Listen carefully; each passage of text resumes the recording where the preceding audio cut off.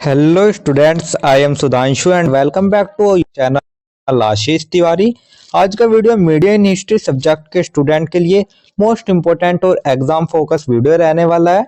Student, अब exam दूर नहीं है और हम सब जानते हैं कि ड्यू सोल के एग्जाम में क्वेश्चन पेपर में वही चीजें आती है जो स्मार्ट स्टडी करने वाले स्टूडेंट पहले से ही कवर कर लेते हैं। तो स्टूडेंट, इसलिए आज की इस वीडियो में हम लेकर आए हैं top 10 most important question with answer, वो भी English and Hindi both medium में, तो जिनके डायरेक्टली एग्जाम में आने के बहुत ज्यादा चांसेस है। तो स्टूडेंट, ये जो क्वेश्चन है ये हमने रैंडम नहीं उठाए, बल्कि previous year papers, important topics और टीचर सजेशन के बेस पर केयरफुली सिलेक्ट किए हुए हैं। तो स्टूडेंट, अगर तुमने ये 10 क्वेश्चन अच्छे से समझ लिए तो मान लो एग्जाम में 80 से 90% पेपर यहीं से कवर हो जाएगा।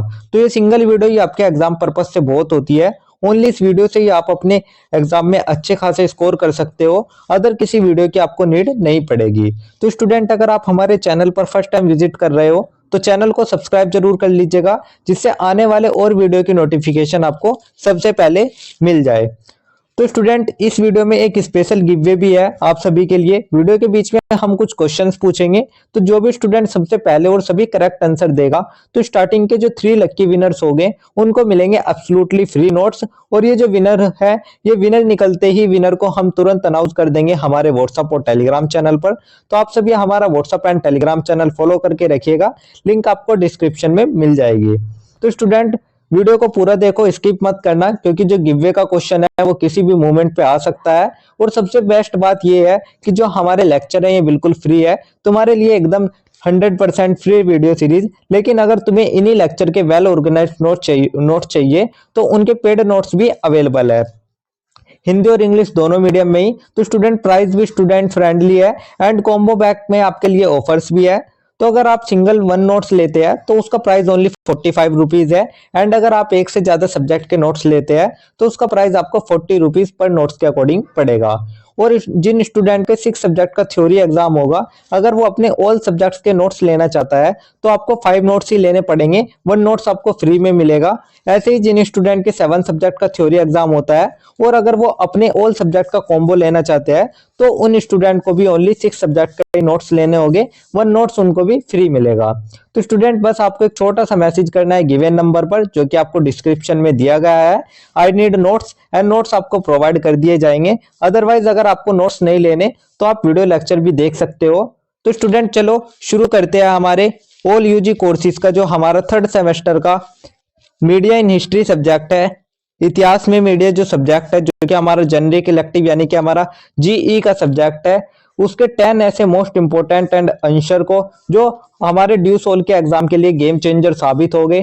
तो स्टूडेंट, अगर किसी स्टूडेंट को इन्हीं सब्जेक्ट के डीपली पढ़ना होगा तो हमने इनकी चैप्टर वाइज वीडियो लेक्चर की प्लेलिस्ट बनाई हुई है, आप उनको भी जाकर देख सकते हो। तो स्टूडेंट, रेडी, लेट्स बिगिन। तो चलिए हम स्टार्ट कर लेते हैं सबसे पहले हमारे most important question with answer. तो स्टूडेंट, जो ये हमारे मोस्ट इंपोर्टेंट क्वेश्चन है, ये हमारे टोटल 10 क्वेश्चंस रहने वाले हैं और एक क्वेश्चन को ही हमने 2 टाइप से पूछा है। लेकिन अगर आपका इनमें से किसी भी तरीके का क्वेश्चन आता है, जैसे कि 2 टाइप यहाँ पे अथवा करके दिया गया है, तो आपसे किसी भी तरह का जो क्वेश्चन आता है आपको आंसर यही लिखना है। ये सिंगल आंसर ही आपके दोनों क्वेश्चन के लिए इनफ होगा। तो आपको इन टॉपिक से रिलेटेड अगर कोई भी क्वेश्चन आता है तो आपको यही आंसर लिखना है। तो चलिए अब हम एक एक करके हमारे क्वेश्चन स्टार्ट कर लेते हैं। तो स्टूडेंट, जो हमारा सबसे पहला क्वेश्चन रहने वाला है वो हमारा प्रश्न नंबर फर्स्ट रहने वाला है, जिसमें हमें बताना है स्वतंत्रता के बाद के भारत की राष्ट्र निर्माण परियोजना में टेलीविजन और प्रिंट मीडिया के महत्व पर चर्चा करें। यानी कि discuss the importance of television and print media in the nation building project of India after independence. तो स्टूडेंट, इसमें हमें बताना है जब हमारा देश आजाद हुआ तो उसके सामने बहुत सारी चुनौतियां थी, तो उनमें से ही एक चुनौती थी हमारी राष्ट्र निर्माण की। तो जो हमारा राष्ट्र निर्माण हुआ तो उसमें जो टेलीविजन और प्रिंट मीडिया है उसने किस तरीके से अपनी भूमिका निभाई, तो उस पर हमें चर्चा करनी है। साथ ही हमारे पे यहाँ से अथवा करके भी एक क्वेश्चन और पूछा गया है, जिसमें पूछा गया है प्रेस की स्वतंत्रता में के संघर्ष में राजा राम मोहन राय और जेम्स बकिंगम की भूमिका पर चर्चा कीजिए। यानी जी discuss the role of Raja Ram Mohan Roy and James Buckingham in the struggle for the freedom of the press. यानी कि जो हमारी प्रेस की स्वतंत्रता मिली उसमें इतने सारे संघर्ष हुए, तो उस संघर्ष में जो दो महान विचारक आते हैं, फर्स्ट हमारे राजा राम मोहन राय, सेकंड हमारे जेम्स बकिंगम। तो इनका क्या महत्व रहा, इन्होंने अपनी क्या भूमिका निभाई प्रेस की स्वतंत्रता में, इस सभी को हमें हमारे आंसर में बताना है। तो स्टूडेंट यहाँ पर हमारे से दो चीजें पूछी गई है। फर्स्ट तो हमारे से पूछी गई है कि जब हमारा देश आजाद हुआ तो उस समय टेलीविजन और प्रिंट मीडिया ने राष्ट्र निर्माण में क्या भूमिका निभाई, और सेकंड हमसे पूछा गया है जो हमारे राजा राममोहन राय और जेम्स बकिंगम जी है, इन्होंने प्रेस की स्वतंत्रता के संघर्ष में क्या महत्वपूर्ण योगदान दिया, उसके योगदान के बारे में बताना है। तो चलिए इस आंसर को हम स्टार्ट कर लेते हैं एक छोटी सी भूमिका से, एक छोटे से इंट्रोडक्शन से। तो सबसे पहले हम एक छोटी सी भूमिका देख लेते हैं। भूमिका में हम देखेंगे भारत एक लोकतांत्रिक देश है जहां जनता की भागीदारी ही उसकी असली शक्ति है। लोकतंत्र के चार स्तंभों में से एक मीडिया या प्रेस की हमेशा से समाज का मार्गदर्शक और प्रहरी माना गया है। यानी कि India is a democratic country where the participation of the people is the true strength among the four pillars of democracy. Media or the press has always been considered the guide and guardian of society. तो student आप जरा सोचिए, 1947 का समय था, देश अभी अभी आजाद हुआ था, हर तरफ उम्मीद थी, लेकिन जो चैलेंजेस थे वे उससे भी ज्यादा थे। गरीबी, अशिक्षा, असमानता और विभाजन का दर्द उस समय फैला हुआ था। तो स्टूडेंट इसी वक्त में एक ऐसी शक्ति सामने आई जिसने कि पूरे देश को जोड़ने का ताकत थी, वो थी हमारी मीडिया। तो स्टूडेंट इंडिया दुनिया का सबसे बड़ा लोकतांत्रिक देश है और डेमोक्रेसी के जो चार पिलर्स है उसमें से एक मीडिया भी है, जो कि हमें पब्लिक की आंख और कान भी हम उसको कहते हैं। यानी कि जो हमारा मीडिया है उसको हम कहते हैं, जो हमारी जनता है उसके आंख और कान के रूप में हम हमारी मीडिया को देखते हैं। तो स्टूडेंट स्वतंत्रता से पहले मीडिया ने भारतीयों में राष्ट्रवाद, एकता और आजादी की चेतना फैलाने का कार्य किया। तो यानी कि before independence the media play a circular role in the spreading the spirit of nationalism, unity and freedom. Nationalism यानी कि राष्ट्रवाद, यूनिटी यानी कि एकता, और फ्रीडम यानी कि आजादी। तो स्टूडेंट आजादी से पहले जो मीडिया थी उसने लोगों में नेशनलिस्ट फीलिंग जगाई, और आजादी के बाद इसी मीडिया ने नए भारत को शेप देने का एक जिम्मा भी उठाया। तो स्टूडेंट स्वतंत्रता से पहले तो जो मीडिया थी उसने भारतीयों में राष्ट्रवाद, एकता और आजादी की चेतना फैलाई, लेकिन स्वतंत्रता के बाद उसी मीडिया ने देश के पुनर्निर्माण, विकास और सामाजिक परिवर्तन की दिशा में महत्वपूर्ण भूमिका निभाई। यानी कि जो हमारे रिकंस्ट्रक्शन था, डेवलपमेंट था और सोशल ट्रांसफॉर्मेशन था, उसमें भी हमारी जो मीडिया थी उसने अपनी महत्वपूर्ण भूमिका निभाई। एक तरीके से उसने भारत को शेप देने का एक जिम्मा उठा लिया था। तो स्टूडेंट मीडिया केवल सूचना देने का माध्यम नहीं रहा, बल्कि इसने लोगों को शिक्षित किया, जागरूक बनाया और सरकार तक जनता के बीच एक सेतु का काम किया। तो स्टूडेंट जो मीडिया था उसको उसने गवर्नमेंट और पीपल को जोड़ा, तो इसलिए उसको एक दोनों के बीच का सेतु के रूप में कहा जाता है। तो स्टूडेंट बिल्कुल वैसे ही जैसे एक टीचर अपने स्टूडेंट का फ्यूचर बनाता है, वैसे ही जो मीडिया था उसने नए इंडिया का फ्यूचर बनाया था। तो स्टूडेंट यही था हमारा एक छोटा सा परिचय, एक छोटी सी भूमिका, एक छोटी सा इंट्रोडक्शन जो कि हमने देख लिया। इसके बाद जो हमारा नेक्स्ट पार्ट आता है वो हमारा मेन बॉडी यानी कि मुख्य भाग का आता है। तो अब हम हमारे मुख्य भाग के बारे में बात कर लेते हैं, मेन बॉडी के बारे में, जिसमें हमें सबसे पहले बात करनी है स्वतंत्रता के बाद राष्ट्र निर्माण में मीडिया की भूमिका, यानी कि role of media in nation building after independence. तो स्टूडेंट ये चीज जानने से पहले हम देख सकते हैं कि सबसे पहले हमारा जो देश आजाद हुआ हमारे सामने कौन कौन से चैलेंजेस थे, कौन कौन सी चुनौतियां थी। तो स्टूडेंट 1947 के बाद भारत एक नए युग में प्रवेश कर रहा था। देश को गरीबी, अशिक्षा, सामाजिक भेदभाव और असमानता जैसी अनेक चुनौतियों का सामना करना पड़ रहा था। तो स्टूडेंट जब हमारा देश आजाद हुआ था तो उस समय पॉवर्टी यानी कि गरीबी, इलिटरेसी यानी कि अशिक्षा, सोशल डिस्क्रिमिनेशन यानी कि हमारा सामाजिक भेदभाव और इनइक्वालिटी जैसे जो चैलेंजेस थे वे हमारे सामने थे। तो स्टूडेंट आज़ादी के बाद भारत एक बिल्कुल नई राह पर था। देश में था हमारे गरीबी, लिटरेसी, जाति और जेंडर डिस्क्रिमिनेशन और एकता की कमी। तो स्टूडेंट इन चुनौतियों से निपटने में टेलीविजन और प्रिंट मीडिया दोनों ने ही मजबूत भूमिका निभाई। यानी कि जो ये चैलेंजेस थे, इसमें दोनों ही both television and print media played a strong and influential role. यानी कि स्टूडेंट इन सब चैलेंजेस ने नेशन बिल्डिंग को मुश्किल बना दिया, और ये वो वक्त था जब टीवी और प्रिंट मीडिया एक मजबूत टूल बनकर उभरे थे। तो स्टूडेंट ये तो हमारे सामने चुनौतियां थी, तो इन चुनौतियों को जो दूर किया वो किया हमारी मीडिया ने, उसके इसमें बहुत ही महत्वपूर्ण भूमिका रही। तो चलिए एक एक करके हम देख लेते हैं उन्होंने किस तरीके से इसको दूर किया। तो सबसे पहला आता है राष्ट्रीय एकता और एकजुटता का माध्यम, यानी कि medium of national unity and integration. तो स्टूडेंट स्वतंत्रता के बाद भारत एक विविधता से भरा देश था, भाषाओं, धर्म और संस्कृतियों का संगम। ऐसे में मीडिया ने देश के नागरिकों में एक भारत श्रेष्ठ भारत की भावना जगाने का कार्य किया। यानी कि जो हमारा एक भारत श्रेष्ठ भारत था, वन इंडिया ग्रेट इंडिया, उसकी भावना जगाने का काम हमारी मीडिया और हमारे टेलीविजन ने किया था। तो स्टूडेंट्स जो हमारा 1970 से 80 का दशक था, उसके दूरदर्शन के जमाना था वो हमारा। तो उस समय हर संडे पूरा इंडिया एक साथ टीवी के सामने बैठता था। एक चिड़िया अनेक चिड़िया, भारत एक खोज, मंगलूडी डेज जैसे जो शोज थे वे हमें देखने के लिए मिल जाते थे। तो स्टूडेंट उन शोज ने लोगों को ये फील करवाया कि चाहे हम लैंग्वेज, कल्चर एंड रीजन में डिफरेंट हो, पर हम सब एक भारत के ही हिस्से हैं। तो स्टूडेंट ये थी मीडिया की असली पावर, जो कि उसने अपने माध्यम से एकजुटता को फैलाया। तो स्टूडेंट जो दूरदर्शन पर आने वाले कार्यक्रम थे, एक चिड़िया अनेक चिड़िया या भारत की खोज, इन सभी ने देशों को सांस्कृतिक रूप से जोड़ा। तो ये तो हमारा फर्स्ट तरीका हो गया राष्ट्रीय एकता और एकजुटता का माध्यम। उसके बाद नेक्स्ट आता है हमारा शिक्षा और विकास का प्रसार, यानी कि promotion of education and development. तो स्टूडेंट सरकार ने टेलीविजन को विकास का उपकरण माना। कृषि दर्शन, ग्राम सेवा और शिक्षा दर्शन जैसे कार्यक्रमों से ग्रामीण जनता को आधुनिक खेती, स्वच्छता और साक्षरता के विषय में जानकारी दी। यानी कि स्टूडेंट जो हमारे रूरल पीपल थे, उनको इस चीज के बारे में शिक्षा दी कि जो हमारा मॉडर्न एग्रीकल्चर है या हाइजीन है या जो लिटरेसी है, इस सभी के बारे में शिक्षा दर्शन, ग्राम सेवा, कृषि दर्शन जैसे जो माध्यम थे, उनसे हमें सहायता मिली। और वहीं प्रिंट मीडिया ने नई नीतियां, योजनाएं और सरकारी कार्यक्रमों की जानकारी लोगों तक पहुंचाई, जिससे कि जो नागरिक है वे अधिक जागरूक बन सके।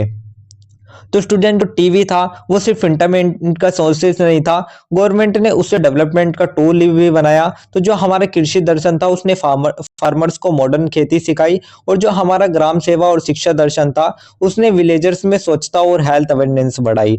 तो स्टूडेंट वहीं पर जो हमारा न्यूज़पेपर था, तो न्यूज़पेपर ने गवर्नमेंट की स्कीम और पॉलिसीज लोगों तक पहुंचाई।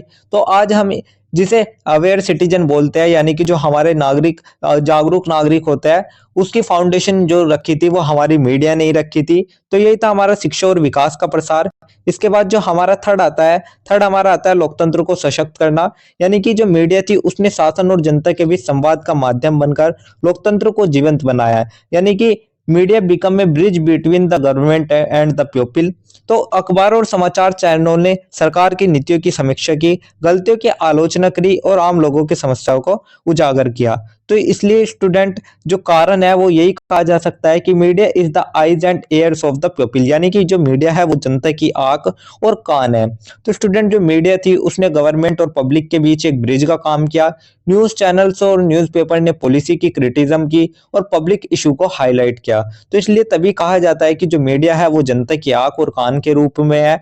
तो जब इसको स्टूडेंट सरकार गलत रास्ते पर जाए तो मीडिया उसे सही डायरेक्शन दिखाती है। तो यही था हमारा लोकतंत्र को सशक्त करना। इससे अलग उन्होंने सामाजिक सुधार और चेतना को भी फैलाया। तो स्टूडेंट स्वतंत्रता के बाद मीडिया ने समाज में व्याप्त कुरीतियां, जैसे कि जो हमारा दहेज हो गया या चाइल्ड मैरिज हो गई, जेंडर इनइक्वालिटी हो गई या जातिगत भेदभाव हो गए, इनके खिलाफ ही एक मुहिम चलाई, एक जिससे कि इनको खत्म किया जा सके। तो स्टूडेंट समाचार लेखों और टेलीविजन धारकों के माध्यम से समाज में सोचने की दिशा बदली। तो स्टूडेंट जो हमारे दहेज, बाल विवाह, जेंडर इनइक्वालिटी, कास्ट डिस्क्रिमिनेशन थे, तो ये सब इशू पे मीडिया ने बार बार आवाज उठाई। TV serial, documentaries, news report, इन सब ने सोसाइटी की सोच बदलने में हेल्प करी। और जो मीडिया थी वो सिर्फ इंफॉर्मेशन का रिसोर्सेज नहीं रही, बल्कि वो एक चेंज का सोर्सेज भी बन चुकी थी। तो स्टूडेंट यही था हमारा सामाजिक सुधार और चेतना। इसके बाद एक तरीके से और भूमिका निभाई वो थी हमारा आपदाओं और संकटों में सहयोग। तो स्टूडेंट, आपातकाल, प्राकृतिक आपदाओं या राष्ट्रीय संकट के समय मीडिया ने लोगों को जागरूक और संगठित किया। तो फॉर एग्जाम्पल, ड्यूरिंग द कोविड-19 pandemic, the India played is a role spreading accurate information and public awareness.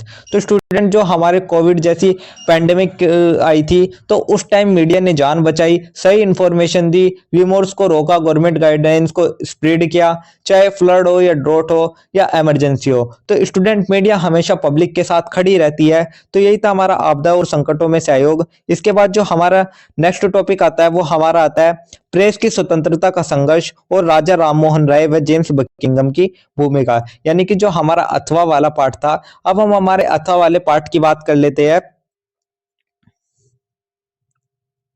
तो अथवा वाले पार्ट में स्टूडेंट हम देख लेते हैं हमारा the struggle for freedom of the press and the role of Raja Rammohan Roy and James Buckingham. तो स्टूडेंट, भारत में प्रेस की स्वतंत्रता का जो संघर्ष है वो बहुत ही पुराना देखने को मिल जाता है। तो ब्रिटिश काल के समय जो प्रेस था उस पर कई प्रकार के सेंसर और प्रतिबंध लगाए गए ताकि कोई भी सरकार की आलोचना ना कर सके। लेकिन स्टूडेंट, जो मीडिया था उसको इतनी फ्रीडम आसानी से नहीं मिली थी, क्योंकि जो ब्रिटिश रूल था उसके टाइम पे प्रेस को बंद करने के कई अटेम्प्ट्स हुए। तब सामने आए हमारे दो हीरोज, फर्स्ट हमारे राजा राममोहन राय और सेकंड हमारे जेम्स बकिंघम। तो चलिए दोनों की भूमिका को हम एक एक करके समझ लेते हैं। तो सबसे पहले हम रोल ऑफ राजा राममोहन राय समझ लेते हैं, यानी कि जो हमारे राजा राममोहन राय जी थे उनकी क्या भूमिका रही। तो राजा राममोहन राय को आधुनिक भारत का जनक कहा जाता है, यानी कि जो हमारे राजा राममोहन राय है उनको फादर ऑफ मॉडर्न इंडिया भी कहा जाता है। तो उन्होंने प्रेस को समाज में सुधार और जनता की आवाज का माध्यम बनाया, यानी कि उन्होंने जो उनका जो मीडियम और रिफॉर्म था उससे उन्होंने जनता में और प्रेस में सुधार लाने की कोशिश करी। साथ साथ उन्होंने संवाद कौमुदी नामक पत्र की स्थापना करी, जिसके माध्यम से उन्होंने सती प्रथा, कास्ट डिस्क्रिमिनेशन है और जो हमारे महिलाओं की स्थिति उस पर खुलकर लेख लिखे, उसके बारे में उन्होंने लिखा। तो स्टूडेंट, उन्होंने संवाद कौमुदी न्यूज़पेपर शुरू किया, सती प्रथा, कास्ट सिस्टम, वुमेन कंडीशन पर उन्होंने खुलकर लिखा। और जो हमारे ब्रिटिश थे वे इन सभी के लेख से घबरा गए थे, रिस्ट्रिक्शन लगाए गए। पर जो हमारे राजा राममोहन राय जी थे उन्होंने कहा कि अगर सरकार पब्लिक की आवाज नहीं सुनेगी तो जो देश है वो कभी प्रोग्रेस नहीं करेगा। तो स्टूडेंट, वे मानते कि थे कि जो प्रेस की स्वतंत्रता है उससे ही जनता को सही ज्ञान मिलेगा और शासन को जवाबदेह भी बनाया जा सकेगा। तो स्टूडेंट, जैसा कि आप सभी देख सकते हैं यह हमारे राजा राममोहन राय जी है। इसके बाद जो हमारे आते हैं वे हमारे जेम्स बकिंघम जी आते हैं। तो जेम्स बकिंघम जी ने कहा कि जो जेम्स बकिंघम है वे एक अंग्रेज पत्रकार थे जिन्होंने भारत में कलकत्ता जर्नल नामक पत्र निकाला। तो student, he strongly citizen the policies of the British government and advocated for the rights of Indians. यानी कि जो हमारे जेम्स बकिंघम जी थे उन्होंने ब्रिटिश नीतियों की आलोचना करते हुए जो भारत के अधिकार थे, भारतीयों के अधिकार थे, उनकी उन्होंने मांग करी और इसलिए जो सरकार थे उन्होंने इन पर प्रतिबंध लगाया और इनको भारत से निकाल दिया गया। तो स्टूडेंट, जब इनको भारत से निकाल दिया गया तो उस समय भी इन्होंने अपने सिद्धांतों से समझौता नहीं किया और उन्होंने कहा कि जो प्रेस का कर्तव्य है वो सत्ता की गलतियों को उजागर करता है। यानी कि जो बकिंघम थे उन्होंने कलकत्ता जर्नल में ब्रिटिश पॉलिसीज की बुराइयां एक्सपोज करी, गवर्नमेंट ने उनका पेपर बंद किया, उन्हें इंडिया से निकाल दिया गया। तो स्टूडेंट, जो बकिंघम थे उन्होंने उसके बावजूद भी कहा कि जो प्रेस का काम है वो सरकार की गलतियों को सामने लाना है। तो स्टूडेंट, इसलिए हम कह सकते हैं जो हमारे बोथ थे यानी कि राजा राममोहन राय और जो जेम्स बकिंघम थे इन्होंने ही प्रूव किया कि समाचार देने का माध्यम नहीं है जो हमारा प्रेस है, वो press is a not just a medium of news. यानी कि जो हमारा प्रेस है वो केवल समाचार देने का माध्यम नहीं है बल्कि वो जनता की स्वतंत्रता और न्याय की रक्षा करने वाला भी एक संस्थान है। तो स्टूडेंट, यही थे हमारे जेम्स बकिंघम की भूमिका। इसके बाद जो हमारा नेक्स्ट पार्ट आता है वो हमारा एक छोटा सा निष्कर्ष, एक छोटा सा कंक्लूजन आता है। तो अब हम हमारे एक छोटे से कंक्लूजन के बारे में देख लेते हैं, जिसमें हम एक तरीके से यही कह सकते हैं कि जो मीडिया है उसने भारत में अब बहुत ही संघर्ष किया है। उसका जो इतिहास है वो स्वतंत्रता संग्राम से लेकर आज तक उसकी जो भूमिका है वो बहुत ही महत्वपूर्ण रही है। तो student, before independence reforms like Raja Rammohan Roy and James Buckingham fought for press freedom and after independence the same media educated enlightened and strength India is a democracy. यानी कि स्टूडेंट जो हमारी स्वतंत्रता से पहले जो हमारे विचारक आए, उन विचारकों ने जैसे कि राजा राम मोहन राय हो गए, जेम्स बकिंघम हो गए, तो इन्होंने प्रेस की आजादी के लिए संघर्ष किया। वहीं पर जो हमारी स्वतंत्रता थी उसके बाद से भी जो मीडिया थी उसने भारत को शिक्षित किया, जागरूक बनाया और उनको नई राह दिखाई। तो स्टूडेंट इसलिए हम कह सकते हैं कि आज हम पूरे कॉन्फिडेंस से कह सकते हैं कि जो मीडिया है उसने आजादी की लड़ाई में भी रोल प्ले किया और आजादी के बाद नेशन बिल्डिंग में भी उसने रोल प्ले किया। साथ ही स्टूडेंट राजा राम मोहन रॉय और जेम्स बकिंघम जैसे जो लोग थे उन्होंने प्रेस की फ्रीडम की नींव रखी। और आज का जो मीडिया है वो इंडिया की डेमोक्रेसी को ट्रांसपेरेंट और स्ट्रॉन्ग बनाता है। तो स्टूडेंट मीडिया सिर्फ न्यूज ही नहीं दिखाता, ये देश की आत्मा का एक दर्पण भी है। और जब मीडिया फ्री फेयर और रिस्पॉन्सिबल होता है तो जो नेशन बिल्डिंग है यानी कि जो राष्ट्र निर्माण है उसके भी ये एक तरीके से उसकी जो जर्नी होती है उसको कभी नहीं रुकने देता है। तो इसलिए हम कह सकते हैं कि जो मीडिया है वो आज भी समाज का दर्पण है। यानी कि the media acts as a mirror of society. और यदि जो हमारा प्रेस और मीडिया होगी वो स्वतंत्र, निष्पक्ष और जिम्मेदार होगी तो जो भारत का लोकतंत्र है, जो भारत की डेमोक्रेसी है, वो हमेशा मजबूत रहेगी और ये राष्ट्र निर्माण की यात्रा भी निरंतर आगे बढ़ती रहेगी। तो स्टूडेंट यही था हमारा एक छोटा सा आंसर, जिसके साथ हमारा आंसर नंबर 1 कंप्लीट होता है। और आंसर नंबर 1 कंप्लीट करने के बाद जो अब हमारा नेक्स्ट क्वेश्चन स्टार्ट होता है वो हमारा क्वेश्चन नंबर 2 होता है। तो अब हम देख लेते हैं हमारे से क्वेश्चन नंबर 2 में क्या पूछा गया है। क्वेश्चन नंबर 2 में हमारे से पूछा गया है, स्वतंत्रता के बाद भारतीय प्रेस की विशेषताओं का परीक्षण कीजिए। Examine the characteristics of the Indian press after independence. यानी कि जब हमारा देश आजाद हुआ उसके बाद भारतीय प्रेस की क्या क्या विशेषताएं हुई। और उससे अलग हमारे से अथवा करके पूछा गया है, स्वतंत्रता आंदोलन में भारतीय प्रेस की भूमिका का वर्णन कीजिए। यानी कि describe the role of the Indian press in the freedom movement. तो हमारे से यहाँ पर दो चीज पूछी गई है, हमारा देश आजाद होने से पहले जो भारतीय प्रेस थी उसकी विशेषता, और जब हमारा देश आजाद हो रहा था, स्वतंत्रता आंदोलन था, तो स्वतंत्रता आंदोलन में भारतीय प्रेस की क्या भूमिका रही थी। तो चलिए इस क्वेश्चन का आंसर लिख लेते हैं। इस आंसर की शुरुआत हम सबसे पहले एक छोटे से परिचय यानी कि एक छोटे से इंट्रोडक्शन से कर लेते हैं। इंट्रोडक्शन में हम देखेंगे भारतीय प्रेस का इतिहास केवल पत्रकारिता का नहीं बल्कि भारत के राजनीतिक, सामाजिक और राष्ट्रीय विकास का भी इतिहास है। यानी कि the history of the Indian press is not merely the story of journalism but also of India political, social and national development। यानी कि स्टूडेंट आप सोचिए एक ऐसा समय जब सच बोलना गुनाह था, जब लोगों की आवाज दबाई जा रही थी और एक कागज का टुकड़ा, एक न्यूज़पेपर ब्रिटिश सरकार के लिए सबसे बड़ा खतरा बन गया था। तो स्टूडेंट आज हमें समझना है इसी दो इंपॉर्टेंट टॉपिक्स को। फर्स्ट हमारा स्वतंत्रता आंदोलन में इंडियन प्रेस की धमाकेदार योगदान को, और सेकंड आजादी के बाद इंडियन प्रेस की विशेषता यानी कि उसकी खासियत और बदलाव के बारे में। तो स्टूडेंट ब्रिटिश रूल में प्रेस सिर्फ न्यूज़पेपर ही नहीं था, ये एक आंदोलन का शस्त्र था। केसरी, मराठा, अमृत बाजार पत्रिका, द हिंदू, यंग इंडिया, इन सब ने लोगों में एक इमोशन जगाया कि हम आजाद हो गए। एग्जाम्पल के लिए आप सभी देख सकते हैं कि जो हमारे अमृत बाजार पत्रिका है उसने एक रात में पूरा अखबार इंग्लिश से बंगाली में कन्वर्ट कर दिया, सिर्फ वर्नाकुलर प्रेस एक्ट से बचने के लिए। यानी कि प्रेस को रोकना मुश्किल ही नहीं, नामुमकिन था। तो स्टूडेंट जो प्रेस था उसने देश को जागरूक बनाया, संगठित किया, साथ साथ स्वतंत्रता की भावना को भी जगाया। साथ ही जब हमारा स्वतंत्रता आंदोलन चल रहा था तो उस समय प्रेस ने औपनिवेशिक शासन के विरुद्ध संघर्ष किया, और जब हमारा देश आजाद हो गया उस समय जो प्रेस थी उस पे थी responsibility of protecting democracy and building the Nations. यानी कि लोकतंत्र की रक्षा और राष्ट्र निर्माण का दायित्व उस समय प्रेस पर चला गया था। और इसी प्रकार से जो हमारी भारतीय प्रेस थी उसको भारत का एक लोकतंत्र का सशक्त स्तंभ भी कहा जाता है, क्योंकि इसने हर युग में अपनी जो दिशा है उसको तय करने में योगदान दिया है, भारत की दिशा को तय करने में योगदान दिया है, उसकी जो डेमोक्रेसी है, जो लोकतंत्र है, उसको बनाए रखा है। तो स्टूडेंट यही था हमारा एक छोटा सा परिचय, एक छोटा सा इंट्रोडक्शन। इसके बाद जो हमारा नेक्स्ट टॉपिक आता है वो हमारा मेन बॉडी यानी कि मुख्य भाग का आता है, जिसमें हमारे से सबसे पहले पूछा गया है स्वतंत्रता आंदोलन में भारतीय प्रेस की भूमिका के बारे में, यानी कि role of the Indian press in the freedom movement. तो स्टूडेंट भारतीय प्रेस ने ब्रिटिश शासन के विरुद्ध आजादी की लड़ाई में जनता की आवाज बनकर कार्य किया। उस समय समाचार पत्र केवल जानकारी देने का साधन नहीं बल्कि राष्ट्र आंदोलन के हथियार भी थे। तो स्टूडेंट जैसे कि मैंने अभी बताया कि जो ब्रिटिश रूल था उसमें जो प्रेस थी वो सिर्फ न्यूज़पेपर ही नहीं थी बल्कि एक आंदोलन का शस्त्र भी था। तो इसने क्या क्या इसमें क्या क्या प्रेस की भूमिका रही स्वतंत्रता आंदोलन में उनको देख लेते हैं। तो सबसे पहली जो भूमिका रही उसने राष्ट्रवाद की भावना का प्रसार किया। तो जो हमारी प्रेस थी उसने राष्ट्र भावना यानी कि हमारे राष्ट्रवाद यानी कि नेशनलिज्म की जो भावना थी उसका प्रसार किया। तो स्टूडेंट प्रेस ने भारतीयों के बीच एकता, स्वाभिमान और स्वतंत्रता की चेतना जगाई, यानी कि unity, self respect and the desire.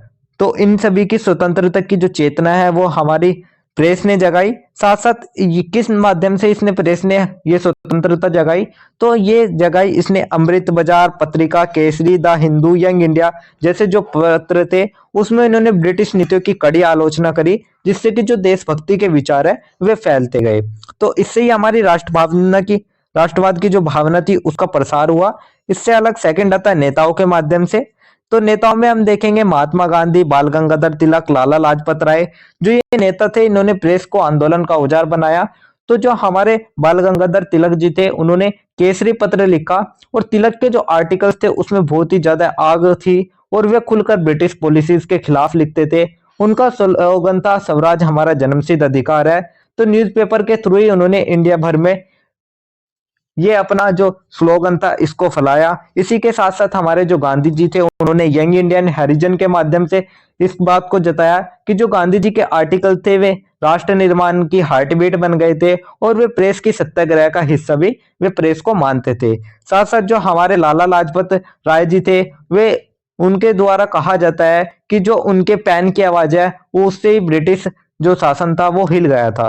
तो स्टूडेंट गांधी जी ने यंग इंडिया, हरिजन और इंडियन ओपिनियन जैसे पत्रों से सत्य, अहिंसा और स्वराज का संदेश फैलाया। तो मीडियम ऑफ लीडर्स भी देख लिया हमने, नेताओं का माध्यम भी देख लिया। इसके बाद थर्ड हमारा आता है अंग्रेजी शासन की नीतियों की आलोचना यानी कि क्रिटिसिज्म ऑफ ब्रिटिश पॉलिसीज। तो इसमें हम देखेंगे प्रेस ने कर, अन्याय, भेदभाव और शोषण के खिलाफ आवाज उठाई। इसके कारण ब्रिटिश सरकार ने प्रेस पर कई बार प्रतिबंध लगाए, जैसे कि वर्नाक्युलर प्रेस एक्ट 1878, लेकिन इससे पत्रकारों का मनोबल नहीं टूटा। तो स्टूडेंट क्या हुआ, जब प्रेस थी, प्रेस ने गवर्नमेंट की पोल खोलना जब शुरू करी, चाहे लैंड टैक्स हो, चाहे कास्ट डिस्क्रिमिनेशन हो या ब्रिटिश वायलेंस हो, तो न्यूज़पेपर ने सब दुनिया को दिखा दिया।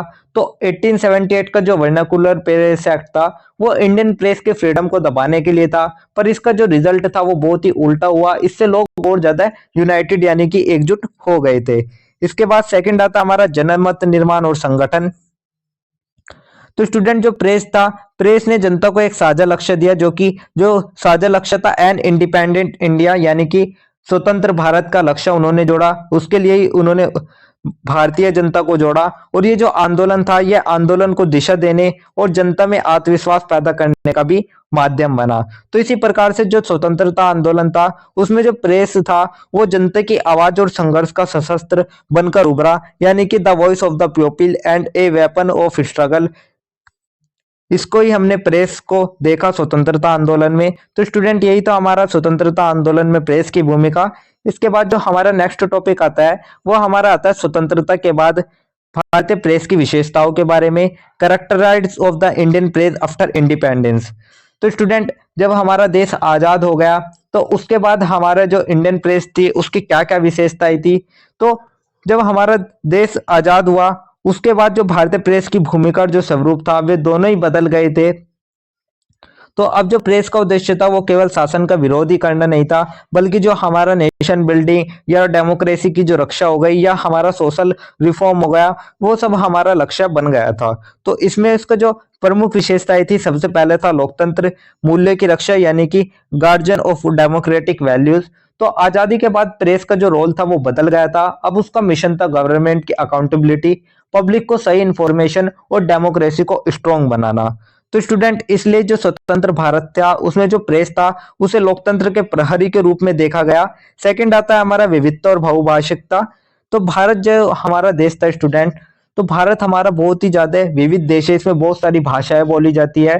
तो स्टूडेंट जो शुरुआत हुई थी वो इंग्लिश न्यूज़पेपर से हुई थी, लेकिन आज जो इंडिया है उस इंडिया में 100 से भी ज्यादा जो हमारी क्षेत्रीय भाषा है, रीजनल लैंग्वेज है, उनमें जो हमारी प्रेस है वो एक्टिव है, चाहे वो हिंदी भाषा हो, बंगाली हो, तमिल हो, उर्दू हो, मलयालम हो या मराठी हो।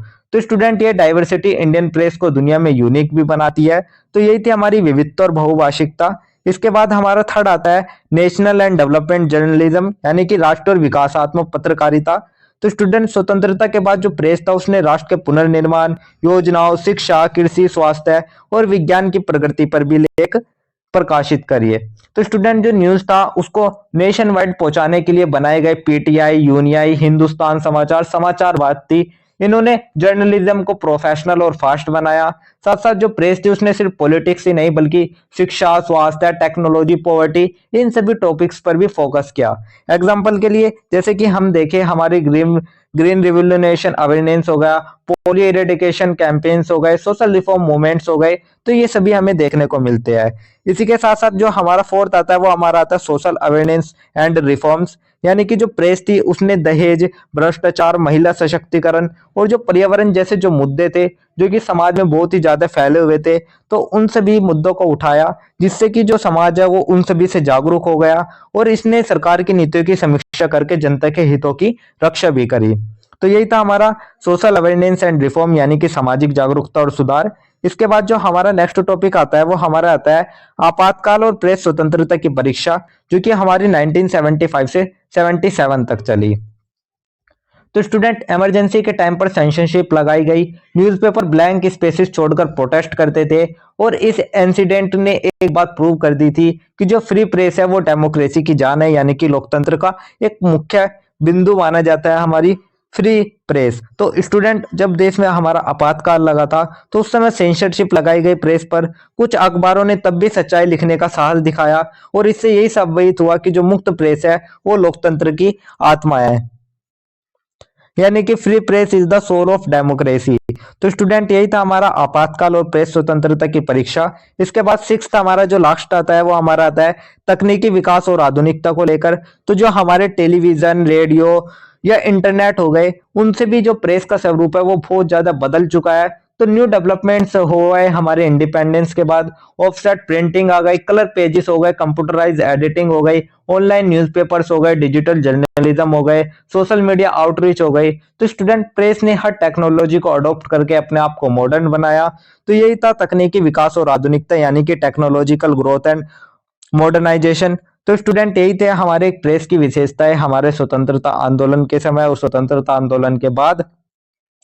इसके बाद जो हमारा नेक्स्ट टॉपिक आता है वो हमारा ओवरऑल पूरे चैप्टर का एक पूरे आंसर का एक छोटा सा निष्कर्ष आता है, एक छोटा सा कंक्लूजन आता है, जिसमें हम देखेंगे the journey of the Indian press before and after independence tells the story of two desires erase, यानी कि जो भारतीय प्रेस का जो सफर था वो आजादी से पहले और उसके बाद अलग अलग रोगियों की कहानी बताता है। एक तरफ तो वो संघर्ष का प्रतीक रहा और दूसरी तरफ वो लोकतंत्र और विकास का प्रहारी बना।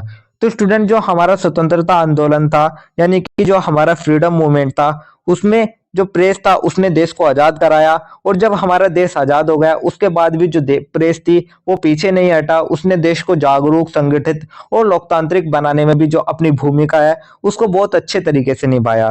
तो student it is not just a medium of information but a reflection of the nation self, यानी कि जो आज भी जो प्रेस है वो हमारा केवल सूचना देने का ही माध्यम नहीं है बल्कि वो राष्ट्र की आत्मा का एक प्रतिबिंब भी माना जाता है। यानी कि स्टूडेंट जो स्वतंत्रता आंदोलन था उसमें प्रेस एक फाइटर था, आजादी के पास बाद जो प्रेस था वो एक वॉचडॉग बन गया जो कि नेशन को सही डायरेक्शन देता था। चाहे तिलक का केसरी हो या आज का डिजिटल इंडिया हो, प्रेस हमेशा एक बात प्रूव करता है कि आवाज को कोई नहीं रोक सकता, और जब जो प्रेस है वो फ्री, फेयर और फियरलेस होती है तब तक भारत का लोकतंत्र सबसे ज्यादा पावरफुल होता है। तो स्टूडेंट यही था हमारा एक छोटा सा आंसर जो कि मैंने आपको बता दिया। तो यही था हमारा answer number 2। Answer number 2 complete करने के बाद जो हम हमारा नेक्स्ट आंसर स्टार्ट करते हैं वो हमारा क्वेश्चन नंबर 3 रहने वाला है। तो सबसे पहले हम देख लेते हैं हमारे से क्वेश्चन नंबर 3 में क्या पूछा गया है। तो सबसे पहले हम बात कर लेते हैं हमारे क्वेश्चन नंबर 3 के बारे में। तो स्टूडेंट क्वेश्चन नंबर 3 में हमारे से पूछा गया है भारत में राष्ट्रवाद के प्रसार में बाल गंगाधर तिलक की केसरी और मराठा के योगदान पर एक निबंध लिखिए। Write an essay on the contribution of Bal Gangadhar Tilak Kesari and Maratha in spreading nationalism in India, यानी कि जब हमारे देश में नेशनलिज्म बढ़ रहा था, राष्ट्रवाद का प्रसार हो रहा था, तो उस समय जो दो विचारक थे बाल गंगाधर तिलक और सेकंड हमारे थे मराठा। तो बाल गंगाधर तिलक जी का जो केसरी पत्र है और जो मराठा पत्र है, उन दोनों पे हमें निबंध लिखना है कि उनका क्या योगदान रहा। साथ ही हमसे अथवा करके पूछा गया है औपनिवेशिक भारत में राष्ट्र और राष्ट्रवाद के निर्माण में मीडिया की भूमिका का आलोचनात्मक परीक्षण कीजिए, यानी कि क्राइटिकली examine the role of media in the making of nation and nationalism in colonial India। तो यहाँ पर हमारे से पूछा गया है कि जब हमारा औपनिवेशिक भारत जो था उसमें राष्ट्र और राष्ट्रवाद का निर्माण हो रहा था, तो उस समय मीडिया की क्या भूमिका थी, यानी कि रोल क्या था मीडिया का उस समय। तो चलिए इस क्वेश्चन की हम शुरुआत करेंगे हमारे एक आंसर से, और जो हमारा आंसर रहेगा वो हमारा सबसे पहले एक छोटा सा इंट्रोडक्शन रहेगा। इंट्रोडक्शन यानी कि भूमिका में हम देखेंगे कि जो भारत में राष्ट्रवाद का उदय है वो केवल राजनीतिक आंदोलनों से ही नहीं हुआ, बल्कि जो विचार लेखन और पत्रकारिता थे उनसे भी ये शक्ति संभव हो सकी है। यानी कि the rage of nationalism in India did not occur merely through political movements but also through the power of ideas, writing and journalism. तो औपनिवेशिक शासन के दौरान जब अभिव्यक्ति की स्वतंत्रता हमारी सीमित थी, तब भारतीय प्रेस में जनता में जागरूकता और स्वतंत्रता की जो चेतना का फैलाने का कार्य है वो हमारी प्रेस ने किया। इसमें हमें सबसे पहले जो देखने को मिलते हैं वे हमारे बाल गंगाधर तिलक जी देखने को मिलते हैं। तो स्टूडेंट सोचिए, एक ऐसा इंसान जो सिर्फ एक न्यूज़पेपर के आर्टिकल से ब्रिटिश सरकार की नींद उड़ा देता था, एक ऐसा लीडर जिसे लोग लोकमान्य बोलते थे, जिसकी पेन की ताकत तलवार से ज्यादा चलती थी। जी, हम बात कर रहे हैं हमारे बाल गंगाधर तिलक जी की। और साथ ही हम इसमें बताएंगे कि जो हमारे कॉलोनियल इंडिया है उसमें मीडिया का डेवलपमेंट हुआ, कैसे न्यूज़पेपर फ्रीडम मूवमेंट के सुपर वेपन्स बन गए। तो स्टूडेंट जो तिलक थे वे सिर्फ एक लीडर ही नहीं थे, बल्कि एक सोच, एक रेवोल्यूशन थे। उन्होंने कहा थी कि Swaraj is my birth right and I shall have it, यानी कि स्वराज मेरा जन्मसिद्ध अधिकार है और मैं इसको प्राप्त करके रहूंगा। तो स्टूडेंट इसलिए हम कह सकते हैं कि जो मीडिया थी वो केवल जनता तक सूचना नहीं पहुंचाती थी, बल्कि जो हमारे पब्लिक अवेयरनेस, डिससेटिस्फिकेशन एंड यूनिटी जो थी उसको भी उनने एकता को एक स्वर में बदलने का कार्य किया था। तो यही था हमारा एक छोटा सा भूमिका, एक छोटा सा इंट्रोडक्शन। इसके बाद जो हमारा नेक्स्ट टॉपिक आता है वो हमारा एक छोटी सी मुख्य भाग का लेकर आता है। अब हम थोड़ी सी मेन बॉडी या मुख्य भाग के बारे में बात कर लेते हैं, जिसमें हम हमारी बात करेंगे सबसे पहले बाल गंगाधर तिलक और उनके पत्र केसरी व मराठा के योगदान के बारे में, यानी कि contribution of Bal Gangadhar Tilak and his newspaper Kesari and Maratha. तो सबसे पहले हम देखेंगे using the press as a tool of struggle, यानी कि जो प्रेस है उसको संघर्ष का माध्यम कैसे बनाया गया। तो स्टूडेंट जो हमारे बाल गंगाधर तिलक जी थे उन्होंने हमारे दो समाचार पत्र लिखे थे। फर्स्ट हमारा केसरी जो कि हमारा मराठी लैंग्वेज में था, और सेकंड हमारा मराठा जो कि हमारा अंग्रेजी लैंग्वेज में था। और ये जो पत्र लिखे गए थे ये इन्होंने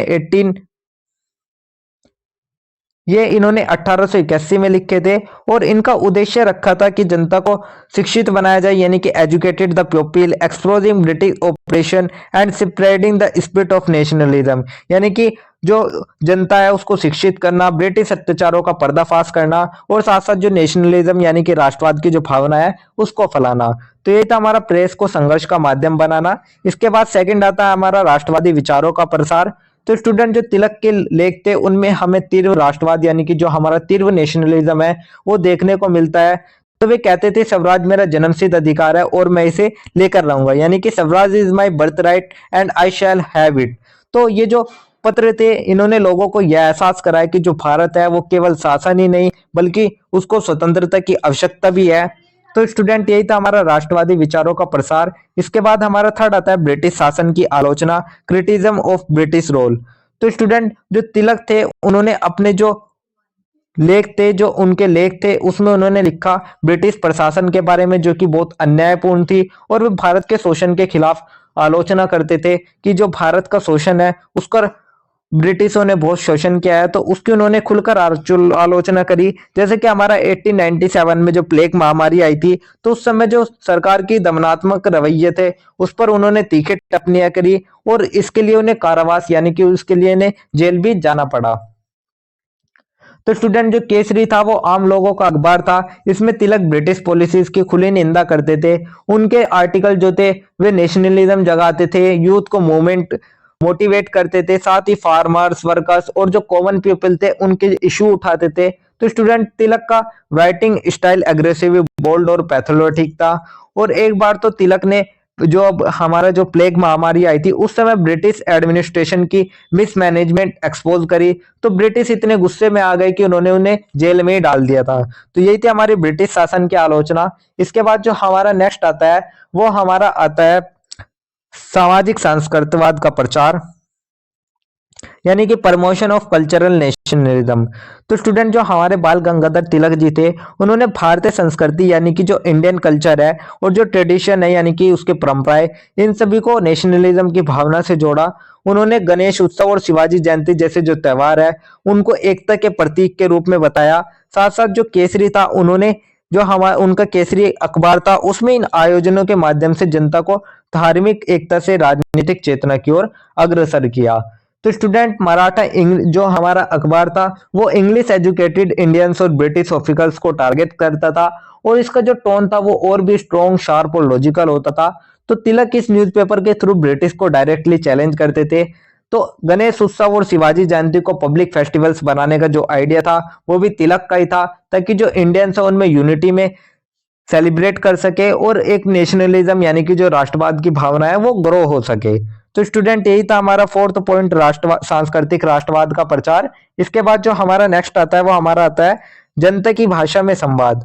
तो जो तिलक था उसका जो केसरी था उसको उन्होंने मराठी में निकाला ताकि जो ग्रामीण और आम जनता है उनको ये पहुंच सके। इससे जो राष्ट्रवाद है, जो नेशनलिज्म है, वो पढ़े लिखे वर्ग तक सीमित नहीं रहा बल्कि गांव गांव तक इनका केसरी पत्र पहुंच गया ताकि जो राष्ट्रवाद है वो फैल सके। तो यही था हमारा जनता की भाषा में संवाद। इसके बाद जो हमारा नेक्स्ट आता है वो हमारा आता है प्रेरणा और संगठन का माध्यम। तो जो केसरी और मराठे थे ये दोनों ही पत्र युवा और बुद्धिजीवियों के लिए एक प्रेरणा बने। साथ ही उन्होंने राष्ट्रवाद को जन आंदोलन के रूप में देखने का भी एक निर्णायक भूमिका निभाई। तो जो तिलक की राइटिंग थी वो ब्रिटिश एम्पायर हिला देता था, इसलिए उनके न्यूज़पेपर पर बार बार केस, सेंसरशिप और बैन्स लगाए गए। लेकिन स्टूडेंट सच बात तो यही है कि जितना ब्रिटिश ने उन्हें दबाना चाहा तिलक और ज्यादा पावरफुल होते गए। उनके आर्टिकल्स ने पूरे फ्रीडम मूवमेंट को इग्नाइट कर दिया। तो आज भी जर्नलिज्म में तिलक को father of Indian revolutionary writing बोला जाता है। तो उनके न्यूज़पेपर ने इंडियंस में पॉलिटिकल अवेकिंग क्रिएट की जो कि आजादी की फाइट का एक फाउंडेशन बनी। तो स्टूडेंट यही था हमारा प्रेरणा और संगठन का माध्यम, sources of inspiration and organization. इसके बाद जो हमारा नेक्स्ट टॉपिक आता है वो हमारा आता है role of media in colonial India, एक क्राइटिकल एग्जामिनेशन। यानी कि जो हमारा औपनिवेशिक भारत था उसमें मीडिया की भूमिका को देख लेते हैं एक आलोचना के रूप में। तो सबसे पहले हम देखेंगे मीडिया का उदय और उद्देश्य, यानी कि rise and people of the press. तो औपनिवेशिक जो भारत था उसमें जो प्रेस का प्रारंभ था वो ब्रिटिश अधिकारियों तक सूचना के प्रसार के लिए किया जाता था। लेकिन धीरे धीरे जो प्रेस थी उसने भारतीयों से इसे विरोध और जागरण का हथियार भी बना लिया था। तो स्टूडेंट इंडियन मीडिया की जो शुरुआत है वो हमारी 1780 में हुई थी, जब जो हमारे जेम्स अगस्टो हेक्की थे उन्होंने बंगाल गैजेट शुरू किया था और ये भारत का पहला न्यूज़पेपर था। इसमें इन्होंने ब्रिटिश ऑफिसर्स की करप्शन एक्सपोज करी। ब्रिटिश गुस्सा हो गए थे इससे, तो न्यूज़पेपर बंद बैन कर दिया गया, पर मीडिया का जो बीज था वो बो दिया गया था। तो यही था मीडिया का उदय और उद्देश्य। इसके बाद हमारा नेक्स्ट आता है राष्ट्रीय एकता का निर्माण, यानी कि क्रिएशन ऑफ नेशन यूनिटी। तो अमृत बाजार पत्रिका, द हिंदू, केसर, गांधी जी का ओपिनियन, इंडियन ओपिनियन, संवाद कौमुदी जो कि हमारा राजा राम मोहन राय जी द्वारा लिखा था। तो स्टूडेंट इन सभी ने देश के विभिन्न क्षेत्रों को एक साझा राष्ट्रीय विचारधारा से जोड़ा, यानी कि क्रिएशन ऑफ नेशनल यूनिटी। तो स्टूडेंट जो हमारे राजा राम मोहन रॉय जी थे उन्होंने संवाद कौमुदी और मित्रत उल अकबर शुरू किए थे और ये जो न्यूज़पेपर थे ये वुमेन राइट्स, सोशल रिफॉर्म्स और ब्रिटिश अनजस्ट लॉज के खिलाफ लिखते थे और उन्होंने प्रेस को एक सोशल चेंज का भी एक टूल बना लिया था। तो यही था हमारे राष्ट्रीय एकता का निर्माण। इसके बाद हमारा थर्ड आता है औपनिवेशिक नीतियों की आलोचना, यानी कि क्रिटिसिज्म ऑफ कॉलोनियल पॉलिसीज। तो जो प्रेस था उसने आर्थिक शोषण यानी कि economic exploitation, racial discrimination and repressive laws, यानी कि जो हमारे नस्लीय भेदभाव दमनकारी कानून थे उन सभी के लिए हमारी प्रेस ने आवाज उठाई।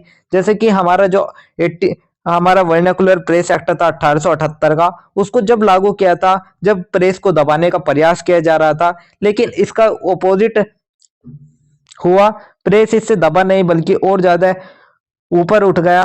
तो ये एक्ट सिर्फ एक पर्पज के लिए था, इंडियन प्रेस को चुप करवाना। तो गवर्नमेंट बिना रीजन के न्यूज़पेपर बैन कर सकती थी, पर रिजल्ट उल्टा निकला। इंडियंस जो थे वे और ज्यादा यूनाइटेड हो गए थे। तो यही था हमारा औपनिवेशिक नीतियों की आलोचना।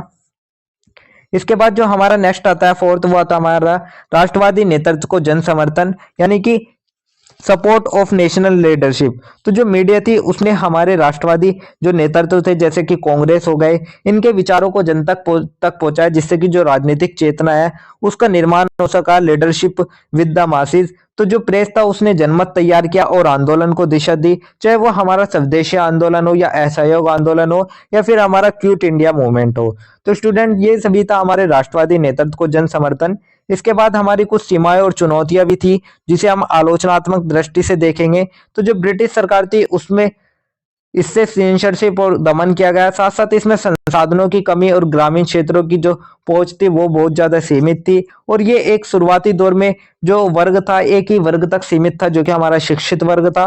लेकिन बाद में जाके ये आगे हो गया था, लेकिन शुरुआती दौर में शिक्षित वर्ग तक ही सीमित था। फिर भी ये जो सभी सीमाएं थी, इन सीमाओं के होने के बावजूद भी जो हमारी प्रेस थी उसने औपनिवेशिक शासन की जो नींव थी उसको हिला डाला था। तो स्टूडेंट यही थे हमारे limitation and challenges critical view, यानी कि सीमाएं और चुनौतियां। इसके बाद जो हमारा नेक्स्ट आता है वो हमारा आता है ट्रांसफॉर्मेशन ऑफ द मीडिया, यानी कि मीडिया का परिवर्तनशील स्वरूप। तो स्टूडेंट जैसे जैसे हमारा जो नेशनल मूवमेंट यानी कि जो हमारा राष्ट्रीय आंदोलन था वो तेज होता चला गया, वैसे ही जो प्रेस थी वो और ज्यादा सक्रिय और ज्यादा एसेटिव यानी कि डायनामिक हो चुकी थी। तो इससे न केवल जो घटनाएं थी उसकी रिपोर्टिंग की गई, बल्कि जो स्वयं राष्ट्रीय चेतना था उसको भी इसमें निर्माता बनाया गया। तो स्टूडेंट जो ब्रिटिश रिकॉर्ड थे उसमें लिखा गया है कि if Indian press is not stopped British empire will fall. और आखिर में ऐसा ही हुआ, यानी कि जो हमारी मीडिया थी अगर वो ना आई होती तो जो ब्रिटिश एम्पायर है वो कभी ना खत्म होता। तो प्रेस ने काम किया मास मोबिलाइजेशन का, कांग्रेस सीजन की अपडेट का, ब्रिटिश एट्रोसिटी एक्सपोज का, पब्लिक ओपिनियन क्रिएट का, नेशनल यूनिटी बिल्ड का और गांधी जी के आंदोलन को स्प्रेड करने का। तो student press literally freedom movement का ऑक्सीजन बन गया था। तो यही था हमारा ट्रांसफॉर्मेशन ऑफ द मीडिया। इसके बाद जो हमारा नेक्स्ट टॉपिक आता है वो हमारा ओवरऑल पूरे आंसर का एक छोटा सा निष्कर्ष यानी कि एक छोटा सा कंक्लूजन आता है। कंक्लूजन में हम देखेंगे जो हमारे बाल गंगाधर तिलक जी का केसरी और मराठा पत्र थे, वे केवल एक पत्र ही नहीं थे बल्कि वे नेशनलिज्म की आवाज और स्वतंत्रता के प्रतीक थे। साथ साथ उनके अंदर स्वाभिमान, संगठन और संघर्ष की भावना भी थी। तो इन colonial world the media role is sharpening the idea of nation and nationalism was unparalleled। यानी कि जो औपनिवेशिक भारत था उसमें मीडिया और जो राष्ट्रवाद था वो उसके निर्माण में जिस तरह का योगदान था वह हमारे इतिहास में अद्वितीय योगदान माना जाता था। क्योंकि जो प्रेस ही थी जिसने जनता को ये एहसास कराया कि जो स्वतंत्रता है वो केवल नेताओं की नहीं बल्कि हर भारतीय की एक जिम्मेदारी है। तो इसी प्रकार से स्टूडेंट जो भारतीय प्रेस थी, जैसे कि हमारा केसरी और मराठा के जो पत्र हो गए, तो इन सभी ने भारत की स्वतंत्रता यात्रा को बहुत आगे तक बढ़ाया। और उनके आंदोलन के बिना, उनके सपोर्ट के बिना ये सब पॉसिबल नहीं हो पाता। तो उनकी लेखनी ने तलवार से अधिक प्रभावशाली प्रहार किए और यही पत्रकारिता भारत के जो नेशनलिज्म है यानी कि राष्ट्रवाद की जो आत्मा है वो बन गई थी। तो स्टूडेंट यही था हमारा एक छोटा सा निष्कर्ष, एक छोटा सा कंक्लूजन, जिसके साथ हमारा आंसर नंबर 3 भी कंप्लीट होता है। इसके बाद हम हमारा नेक्स्ट क्वेश्चन स्टार्ट कर लेते हैं, जो कि हमारा रहने वाला है क्वेश्चन नंबर 4। क्वेश्चन नंबर 4 में हमारे से पूछा गया है बीवी केसकर ने फिल्म संगीत पर प्रतिबंध क्यों लगाया और इसका क्या प्रभाव पड़ा। यानी कि व्हाई डिड बीवी Keskar ban films music and what is it impact. यानी कि जो हमारे बीवी केसकर जी थे उन्होंने फिल्म संगीत पर प्रतिबंध लगाया था, बैन लगाया था, और जो यह बैन लगाया गया इसका क्या इफेक्ट पड़ा, क्या इम्पैक्ट पड़ा, वो हमारे से पूछा गया है। साथ ही यहाँ पर हमारे से और करके पूछा गया examine the relationship between gender and nationalism as depicted in Hindi films during the 3 decades after Indian independence। यानी जब भारतीय स्वतंत्रता था उसके 3 दशकों के दौरान जो हिंदी फिल्म में प्रदर्शित लिंग और राष्ट्रवाद है उसके बीच जो संबंध था उस संबंध के बारे में हमें बात करनी है। तो चलिए इस आंसर की जो हम शुरुआत कर लेते हैं वो हम सबसे पहले एक छोटी सी भूमिका यानी कि एक छोटे से इंट्रोडक्शन से कर लेते हैं।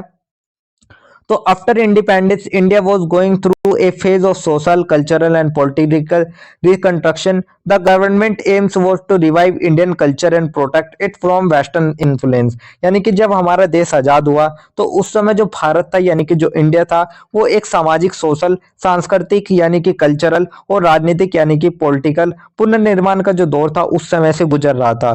तो इस समय जो सरकार थी उसका उद्देश्य था भारतीय संस्कृति को पुनर्जीवित करना और जो पश्चिमी प्रभाव है उससे भारतीय संस्कृति को बचाना। तो student media cinema and music were considered as powerful tools that deeply influence the masses. यानी कि जो मीडिया सिनेमा और संगीत जैसे जो माध्यम थे उनका जनता पर गहरा प्रभाव पड़ता था। तो इसीलिए 1950 के दशक में सूचना और प्रसारण मंत्री बीवी केसकर जो थे उन्होंने फिल्म संगीत को अशुद्ध और पश्चिमी प्रभाव वाला बताया और उन्हें ऑल इंडिया रेडियो यानी कि जो आकाशवाणी थी उससे प्रतिबंध कर दिया था।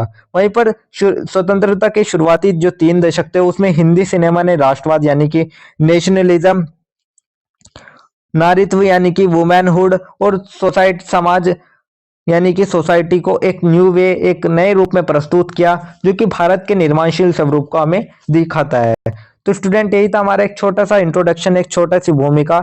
इसके बाद जो हमारा नेक्स्ट टॉपिक आता है वो हमारा आता है मुख्य भाग का, मेन बॉडी का, जिसमें हम सबसे पहले देखेंगे बीवी केसकर द्वारा फिल्म संगीत पर प्रतिबंध और उसके कारण। तो सबसे पहले हम जान लेते हैं उन रीजंस के बारे में जिन रीजंस की वजह से जो बीवी केसकर थे उन्होंने फिल्म संगीत पर प्रतिबंध लगाया था। तो सबसे पहले हम बैकग्राउंड यानी कि पृष्ठभूमि जान लेते हैं। तो स्टूडेंट बीवी केसकर 1952 से 1962 तक भारत के सूचना एवं प्रसारण मंत्री रहे। जैसे कि आप सभी देख सकते हैं ये हमारे बीवी केसकर जी है। तो स्टूडेंट उस समय आकाशवाणी पूरे देश में सबसे प्रमुख संगीत माध्यम बना हुआ था। तो 1950 में इंफॉर्मेशन एंड ब्रॉडकास्टिंग मिनिस्टर बीवी केसकर का कहना था कि फिल्म संगीत अशुद्ध हवाई और वेस्टर्न इन्फ्लुएंस से भरा हुआ है। उसके हिसाब से ये इंडियन क्लासिकल कल्चर को खतरा पहुंचा रहा था। तो स्टूडेंट केसकर क्लासिकल म्यूजिक के फैन थे, उन्हें लगता था कि फिल्म सॉन्ग्स इंडियन कल्चर को चीप बना रहे हैं, इसलिए उन्होंने ऑल इंडिया रेडियो से फिल्म म्यूजिक को बैन करा दिया था।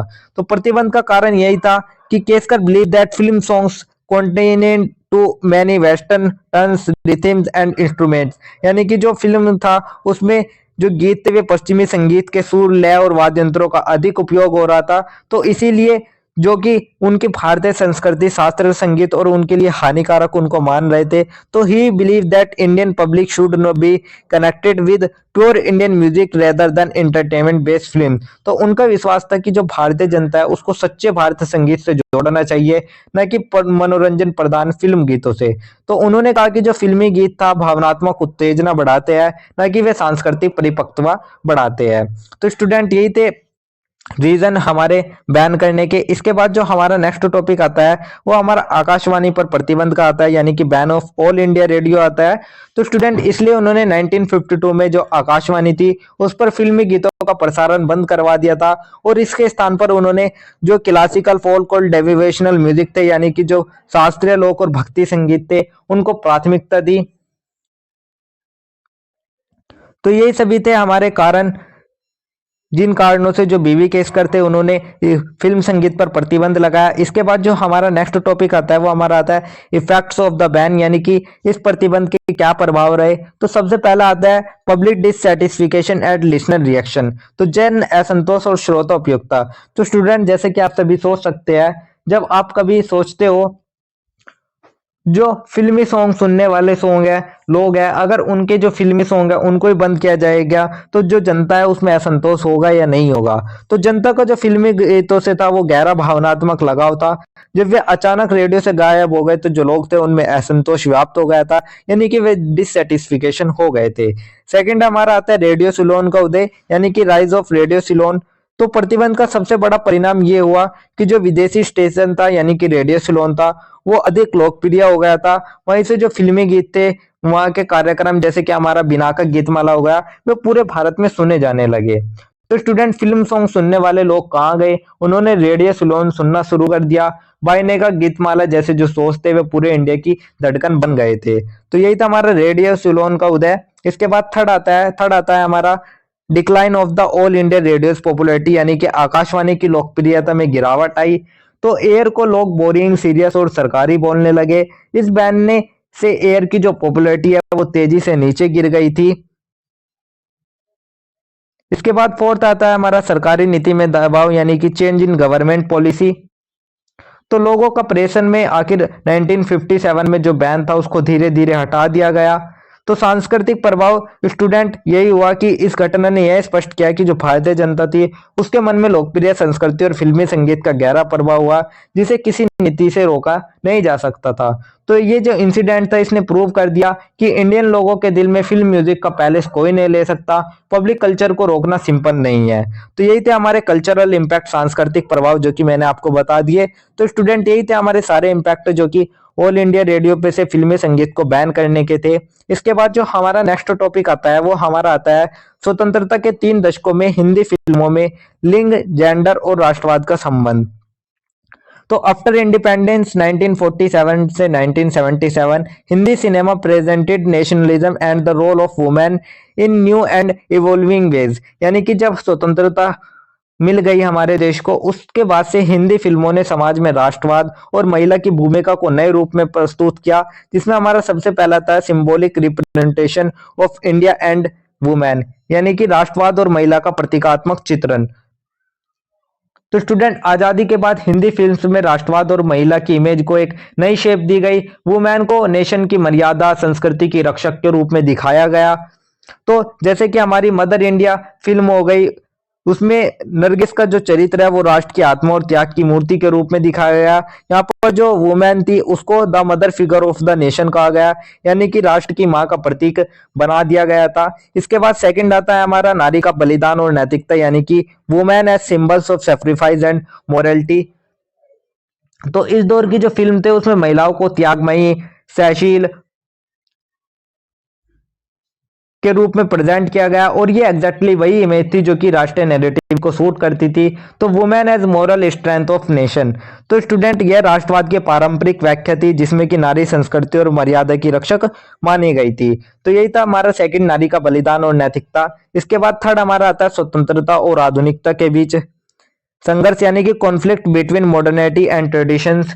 तो 1960 से 1970 के दौर में एक नया कॉन्फ्लिक्ट दिखाया गया, ट्रेडिशनल वर्सेस मॉडर्न वुमेन। जो ट्रेडिशनल वुमेन थी वे सिंपल थी, घर संभालने वाली थी, सैक्रिफाइस करने वाली थी, साथ ही नेशन मोरल आइडेंटिटी उनमें देखने को मिलती थी। लेकिन जो मॉडर्न वुमेन थी वे बिल्कुल इनके विपरीत थी। वे इंडिपेंडेंट रहना चाहती थी, जॉब करने वाली होती थी, डिसीजन लेने वाली होती थी, साथ साथ आइडेंटिटी को बोझ झेलती थी।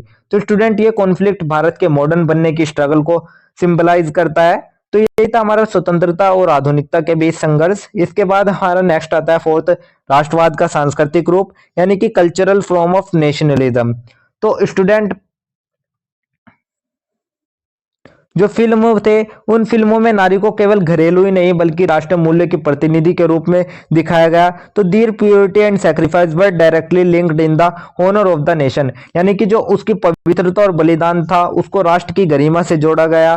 तो यही था हमारा राष्ट्रवाद का सांस्कृतिक रूप। इसके बाद फिफ्थ हमारा आता है पुरुष प्रधान क्राइटिक मेल डोमिनेटेड नेशनलिज्म, यानी कि पुरुष प्रधान राष्ट्रवाद की आलोचना।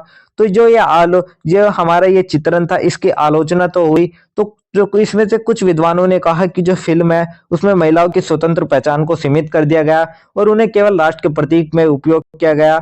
तो इसी तरीके से जो नेशनलिज्म है, तो nationalism in film was often constructed from a male perspective, यानी कि इस प्रकार से फिल्मों में जो राष्ट्रवाद है वो अक्सर पुरुष दृष्टि से ही निर्मित रहा।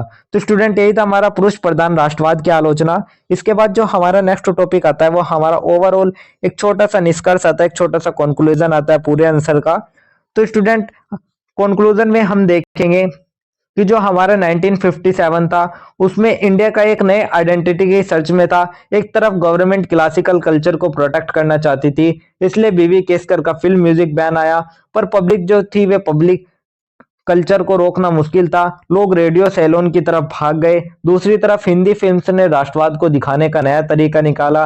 वुमेन को नेशन की morality, purity and cultural identity को सिंबल बना दिया गया। यानी कि स्टूडेंट एक तरफ म्यूजिक ने देश को जोड़ा और दूसरी तरफ फिल्म ने नेशन को और इमोशनल आइडेंटिटी दी। तो स्टूडेंट इसी तरीके से जो हमारा केसकर का बैन था वो अस्थायी था, लेकिन जो उनका बैन था उससे फिल्म और संगीत की शक्ति और राष्ट्र और जनमानस में स्थायी बनी रही। तो स्टूडेंट इसलिए हम यही कह सकते हैं कि जो हमारी फिल्म और मीडिया है, इन दोनों ने प्रूव किया कि the nation and society are not just political entities but living institution and built on emotions, values and culture.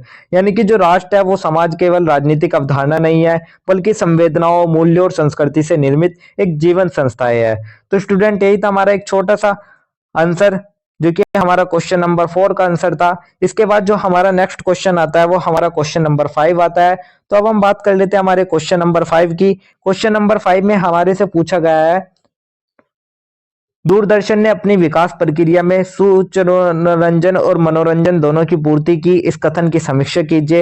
यानी कि Doordarshan fulfil both information and entertainment needs during the its development, review this statement. यानी कि जो दूरदर्शन का विकास था उसमें सूचनारंजन और मनोरंजन जो थी उन्होंने किस तरीके से इसकी पूर्ति करी, और साथ साथ हमसे पूछा गया what is digital media, describe the effects of digital media. यानी कि हमारी जो डिजिटल मीडिया है वो आखिर है क्या और इसके प्रभाव क्या है। तो चलिए इस क्वेश्चन का आंसर हम लिख लेते हैं।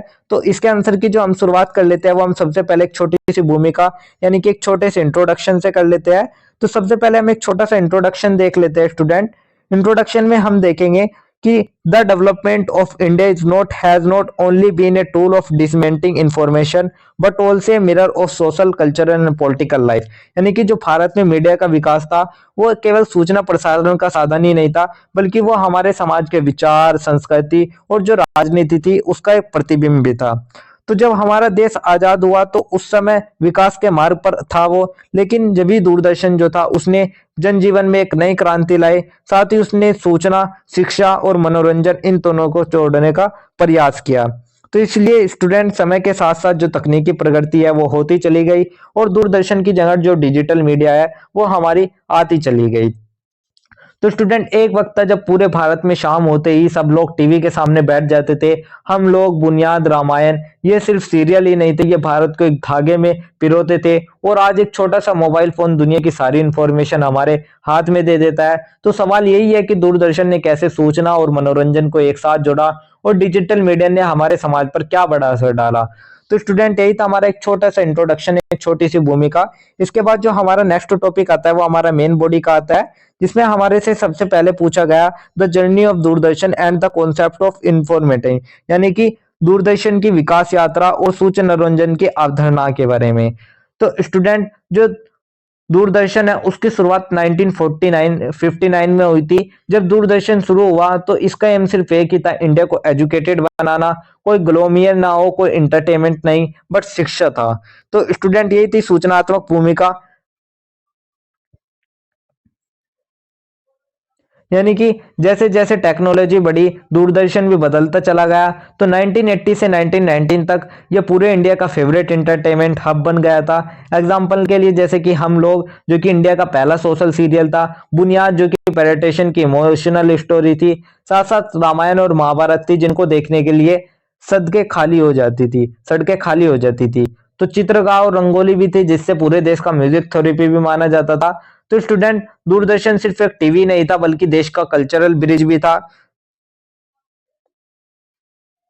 तो इसमें हम सबसे पहले देखेंगे हमारा इंफॉर्मेशन रोल यानी कि हमारी सूचनात्मक भूमिका।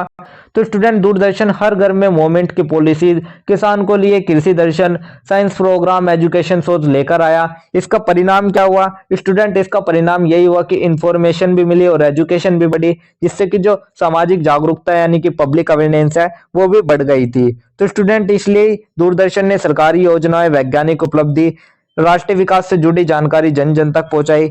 साथ ही मनोरंजन की भूमिका में हम अगर हम देखें, एंटरटेनमेंट रोल में देखें, तो ये वो दौर था जब एक चैनल पूरे देश को जोड़ता था। टीवी सीरीज ने फैमिलीज को एक साथ बैठना सिखाया। इमोशनल इम्पैक्ट जैसे कि यूनिटी, एकता, सोशल वैल्यू, सामाजिक मूल्य, फैमिली बॉन्डिंग, पैट्रिज्म, ये सभी हम उस समय देखते थे। तो स्टूडेंट दिस वाज, जो ये हमारे ये सोच थे, ये जो कार्यक्रम थे, ये केवल मनोरंजन ही नहीं थे बल्कि हमारे सामाजिक मूल्यों, पारिवारिक संबंधों और राष्ट्र प्रेम का संदेश भी हमें देते थे। इसके बाद हमारा नेक्स्ट आता है राष्ट्रीय एकता और सांस्कृतिक पहचान को लेकर।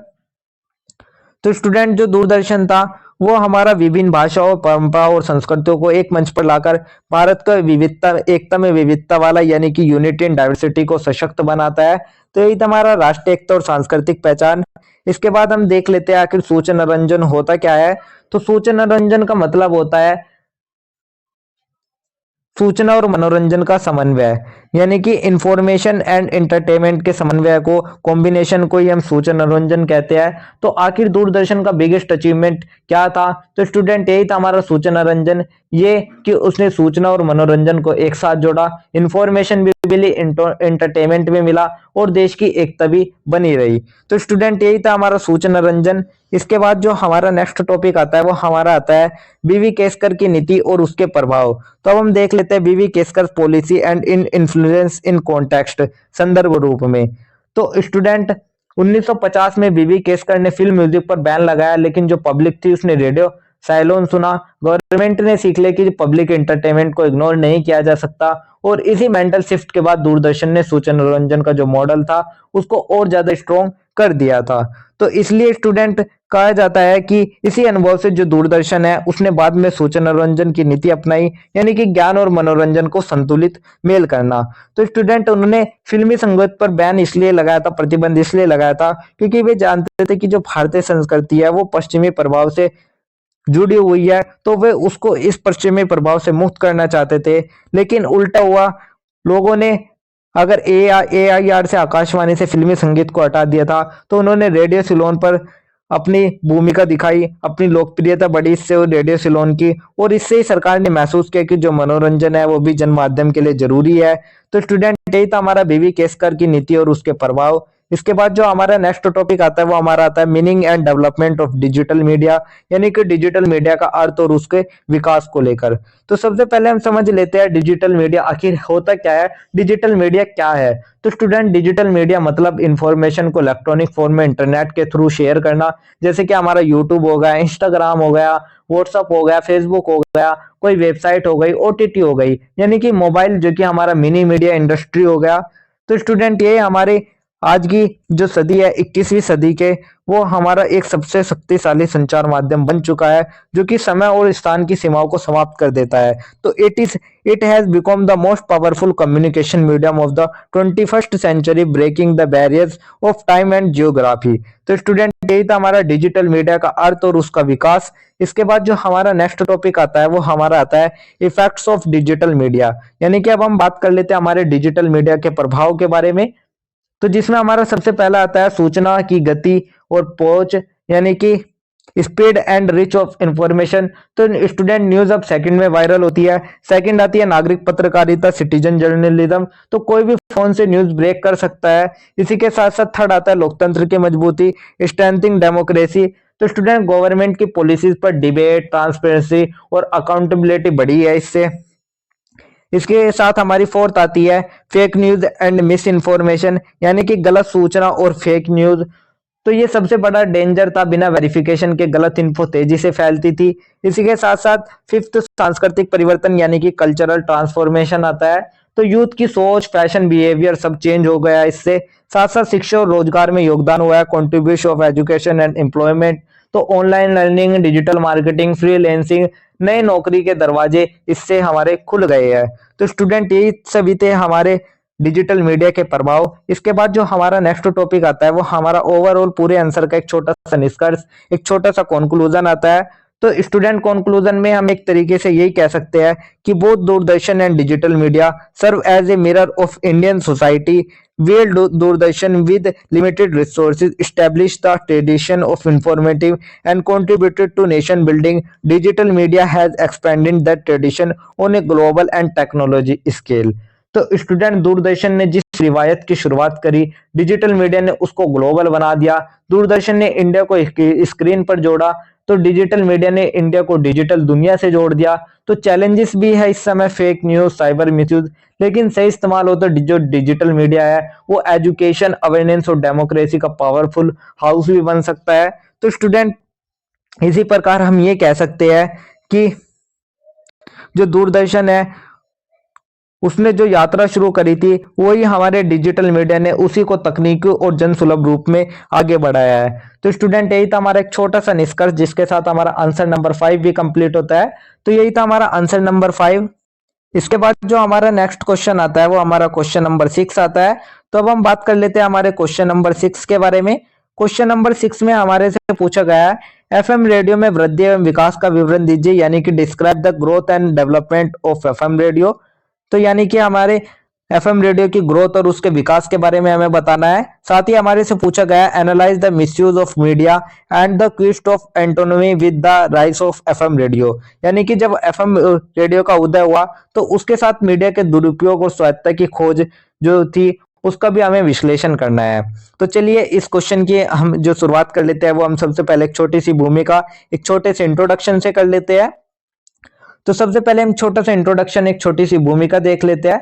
तो स्टूडेंट भूमिका में हम देखेंगे कि in the history of Indian mass communication radio has always held A special place, यानी कि भारतीय जनसंचार माध्यमों के इतिहास में रेडियो का विशेष स्थान रहा है।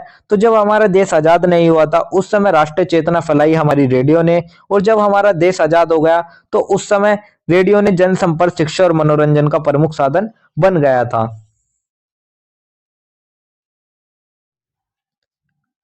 तो स्टूडेंट एक तरीके से हम ये कह सकते हैं कि जो हमारा है इंडिया में जो रेडियो का रोल था वो हमेशा से ही बड़ा रहा। आज़ादी से पहले उसने नेशनल कॉन्शियसनेस फैलाई और आज़ादी के बाद उसने शिक्षा, एंटरटेनमेंट और पब्लिक कम्युनिकेशन का मुख्य माध्यम बनकर वो उभरा। साथ ही 1990 के दशक में जब एफएम रेडियो का दौर शुरू हुआ तब भारतीय मीडिया ने एक नई दिशा प्राप्त करी। तो स्टूडेंट जब हमारा 1990 तक का जो रेडियो था वो हमारा ज्यादा जो रेडियो था वो हमारा गवर्नमेंट टाइप सीरीज था, लेकिन फिर हमारी एंट्री हुई एफएम रेडियो की, यानी कि फ्रीक्वेंसी मॉड्यूलेशन की। तो ये रेडियो का एक गेम चेंजर के रूप में साबित हुआ। एफएम रेडियो ने मीडिया का पर्सनैलिटी बदल दिया, उसने ज्यादा क्लियर साउंड दिया, लोकल कंटेंट दिया, यूथ फ्रेंडली स्टाइल था उसका और इंटरैक्टिव शोज थे जैसे कि फोन कॉल्स, डेडिकेशन। तो स्टूडेंट एफएम ने रेडियो को एक नया कूल आइडेंटिफाई दे दी। तो स्टूडेंट आप इमेजिन करो एक आरजे का शो, उसमें बोलते हैं कि hey this is a RJ Ayesha, आप सुन रहे हैं मुंबई का सबसे हटके शो। ये जो टोन थी ये सबसे पहले हमारे एफएम रेडियो पर ही लाई गई। तो student FM radio not only democratised information and entertainment but also raise important question about privatization, misuse of media and journalism autonomy। यानी कि जो एफएम रेडियो था उसने एक और तो सूचना और मनोरंजन का लोकतंत्रीकरण किया, वहीं पर दूसरी ओर उसने निजीकरण के साथ जो मीडिया की स्वायत्तता और दुरुपयोग के प्रश्न है उसको भी वो सामने लाया। तो स्टूडेंट यही था हमारा एक छोटा सा इंट्रोडक्शन, एक छोटी सी भूमिका। इसके बाद जो हमारा नेक्स्ट टॉपिक आता है वो हमारा मुख्य भाग का आता है। तो अब हमारे मुख्य भाग के बारे में बात कर लेते हैं, यानी कि हमारी मेन बॉडी के बारे में बात कर लेते हैं। तो मुख्य भाग में स्टूडेंट हम सबसे पहले बात करेंगे हमारे एफएम रेडियो का उदय और उसके प्रारंभिक विकास की, यानी कि emergence and early development of FM radio. तो student FM radio in India began in 1977 in Chennai then Madras, but its real expansion happened towards the end of the 1919। तो भारत में जो एफएम रेडियो की शुरुआत थी स्टूडेंट वो 1977 में सबसे पहले चेन्नई में हुई थी, जिसे आज के टाइम में हम मद्रास कहते हैं। लेकिन इसका जो वास्तविक जो प्रसार हुआ था, यानी कि इसका जो बढ़ावा हुआ था वो हमारा 1990 के दशक के अंत में हुआ। तो 1999 में सरकार ने निजी क्षेत्र को एफएम चैनल चलाने की अनुमति दी। इससे रेडियो मिर्ची, red FM, radio city, big FM जैसे जो निजी चैनल थे उन सभी का उदय हुआ। तो एफएम का जो कंटेंट था वो सिटी बेस होने लगा, local traffic, weather, local news, local होमर सब उसमें जुड़ गया था। तो स्टूडेंट पहले जो हमारा एफएम था, यानी कि जो हमारी आकाशवाणी थी, ऑल इंडिया रेडियो, उससे ही रेडियो सेवाएं संचालित की जाती थी, जो कि बहुत ही ज्यादा औपचारिक और सरकारी स्वरूप की होती थी। लेकिन धीरे धीरे क्या हुआ, धीरे धीरे जब एफएम आया तो एफएम के जो चैनल थे वे रेडियो को लोकप्रिय, जीवंत और युवा केंद्रित बना दिए थे।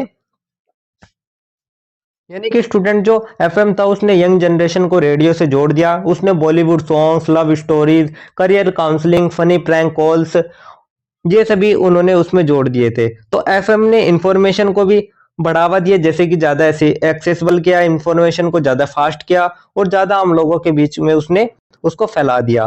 तो स्टूडेंट आम आदमी की आवाज भी स्टूडियो तक पहुंचने लगी। तो यही था हमारा एफएम रेडियो का उदय। उसके बाद जो हमारा नेक्स्ट टॉपिक आता है वो हमारा आता है growth and popularity of FM radio, यानी कि जो हमारी एफएम रेडियो थी उसकी वृद्धि और उसके लोकप्रियता के क्या कारण थे। तो स्टूडेंट सबसे पहला था स्थानीय जुड़ाव, यानी कि लोकल कनेक्शन। तो एफएम का जो कंटेंट था वो सिटी बेस होने लगा था, local traffic, weather, local news, लोकल खबर सब उसमें जुड़ने लगे थे। सेकंड, मनोरंजन और संगीत। तो जो एफएम था उसने यंग जनरेशन को रेडियो से जोड़ दिया था। उसमें उन्होंने comedy segments, live talk show, यानी कि Bollywood song, love story, career counselling सब उसने जोड़ दी थी। थर्ड आता है संचार की तत्परता, यानी कि इंस्टेंट कम्युनिकेशन। साथ साथ फोर्थ जो हमारा आता है वो हमारा आता है सस्ते और सर्वसुलभ माध्यम के रूप में, यानी कि अफोर्डेबल एंड एक्सेसिबल। तो स्टूडेंट, तो एफएम जो इन्फॉर्मेशन देता था वो ज़्यादा एक्सेसिबल हो चुकी थी, फास्ट हो चुकी थी और आम लोगों के बीच तक जा चुकी थी। तो स्टूडेंट, फिफ्थ जो हमारा आता है वो हमारा आता है सोशल एंड एजुकेशनल कंट्रीब्यूशन, यानी कि जो हमारा सामाजिक और शैक्षिक योगदान है। तो हमारे बहुत सारे ऐसे एफएम चैनल भी हुए जिन्होंने कि हमारे इन्वायरमेंट, हमारे एजुकेशन और वुमेन एम्पावरमेंट, यानी कि जो स्वास्थ्य है, पर्यावरण है या महिला सशक्तिकरण है, इन सभी विषयों को लेकर भी उन्होंने जागरूकता अभियान चलाए। तो ये सभी थे हमारे लोकप्रियता के कारण हमारे एफएम रेडियो के। इसके बाद जो हमारा नेक्स्ट टॉपिक आता है वो हमारा थर्ड आता है। थर्ड टॉपिक में हमें देखना है privatisation, misuse of media and the quest of autonomy, यानी कि मीडिया का निजीकरण, दुरुपयोग और स्वायत्तता की खोज, जो कि हमारे एफएम रेडियो की एक डार्क साइड है। तो स्टूडेंट, जो हमारा एफएम रेडियो था, तो एफएम रेडियो के निजीकरण से जहां एक और प्रतिस्पर्धा और रचनात्मकता बढ़ी, वहीं पर इसके कुछ नकारात्मक पहलू भी हमें देखने को मिलते हैं। तो स्टूडेंट, जैसे कि आप सभी जानते हैं, अगर किसी भी वस्तु की कोई अच्छी चीज है तो उसके कहीं ना कुछ साइड इफेक्ट हो गए। ऐसे ही हमारे एफएम रेडियो के भी कुछ साइड इफेक्ट रहे, जिसमें हमारा सबसे पहला आता है व्यवसायीकरण। तो स्टूडेंट, व्यवसायीकरण में देखे तो हर जगह एड्स ही एड्स हो गए थे, कंटेंट क्वालिटी बहुत ही नीचे गिरने लगी थी। उसके बाद सेकंड आता है मीडिया का मिसयूज हुआ, यानी कि मीडिया दुरुपयोग। तो कंपनीज सीक्रेटली अपना प्रमोशन करवाती थी मीडिया से, तो इसलिए मीडिया का दुरुपयोग भी हुआ। थर्ड आता है लैक ऑफ रेगुलेशन, यानी कि नियमन की कमी। तो टीआरपी के लिए over the top controversies, crime stories, rumours, ये सभी चलने लगी। एग्जांपल के लिए अगर आप देखें तो क्या आपके सिटी में यूएफओ देखा गया, तो हम बताइए कि एक छोटी सी ब्रेक के बाद। तो स्टूडेंट, इससे जो निजी चैनल थे वे सरकारी रेडियो की तुलना में उनकी नियंत्रण कम था, जिससे कि नैतिकता और जिम्मेदारी की प्रश्न भी उठता था। साथ साथ स्वायत्तता की खोज अगर हम देखें तो जो पत्रकार और प्रस्तुतकर्ता थे उन्होंने दोनों ने ये मांग उठाई कि जो मीडिया है उसको राजनीतिक और आर्थिक दबाव से मुक्त रखा जाना चाहिए, ताकि जो मीडिया है वो निष्पक्ष रूप से काम कर सके और अपनी सही इंफॉर्मेशन को जनता तक पहुंचा सके। इससे अलग समाज में भी इसके कुछ प्रभाव हुए। इम्पैक्ट ऑन सोसाइटी, तो देखे on A positive note, FM radio become a platform for public voice, truly serving the voice of the people, यानी कि जो एफएम रेडियो है उसको लोग की आवाज बनकर देखा गया, यानी कि उसको जनता की आवाज के रूप में देखा गया। तो स्टूडेंट, यही थे सभी हमारे प्रभाव, यही था हमारे मीडिया का निजीकरण, दुरुपयोग और स्वायत्तता की खोज।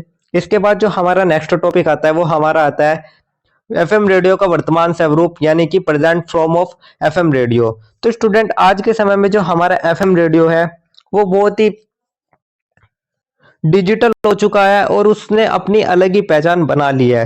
तो अगर हम देखें तो online radio, web radio, mobile app, it is found a new life and border audience, यानी कि जो हमारे ये सभी ऐप्स हो गए या कोई भी रेडियो हो गया, इससे हमारे जीवन को एक नया रूप मिल रहा है। और जो हमारा महामारी का दौर होता है, यानी कि ड्यूरिंग द कोविड-19 पैंडेमिक, तो FM channels played a crucial role in the spreading authentic information, mental support and entertainment to the public, यानी कि जो हमारा कोविड-19 का समय आया था स्टूडेंट, उसमें भी जो हमारा एफएम रेडियो है वो बहुत ही उपयोगी साबित हुआ, क्योंकि उसने लोगों को सही सूचना दी, मस्तिष्क को सहयोग दिया और मनोरंजन भी उन्होंने प्रदान किया।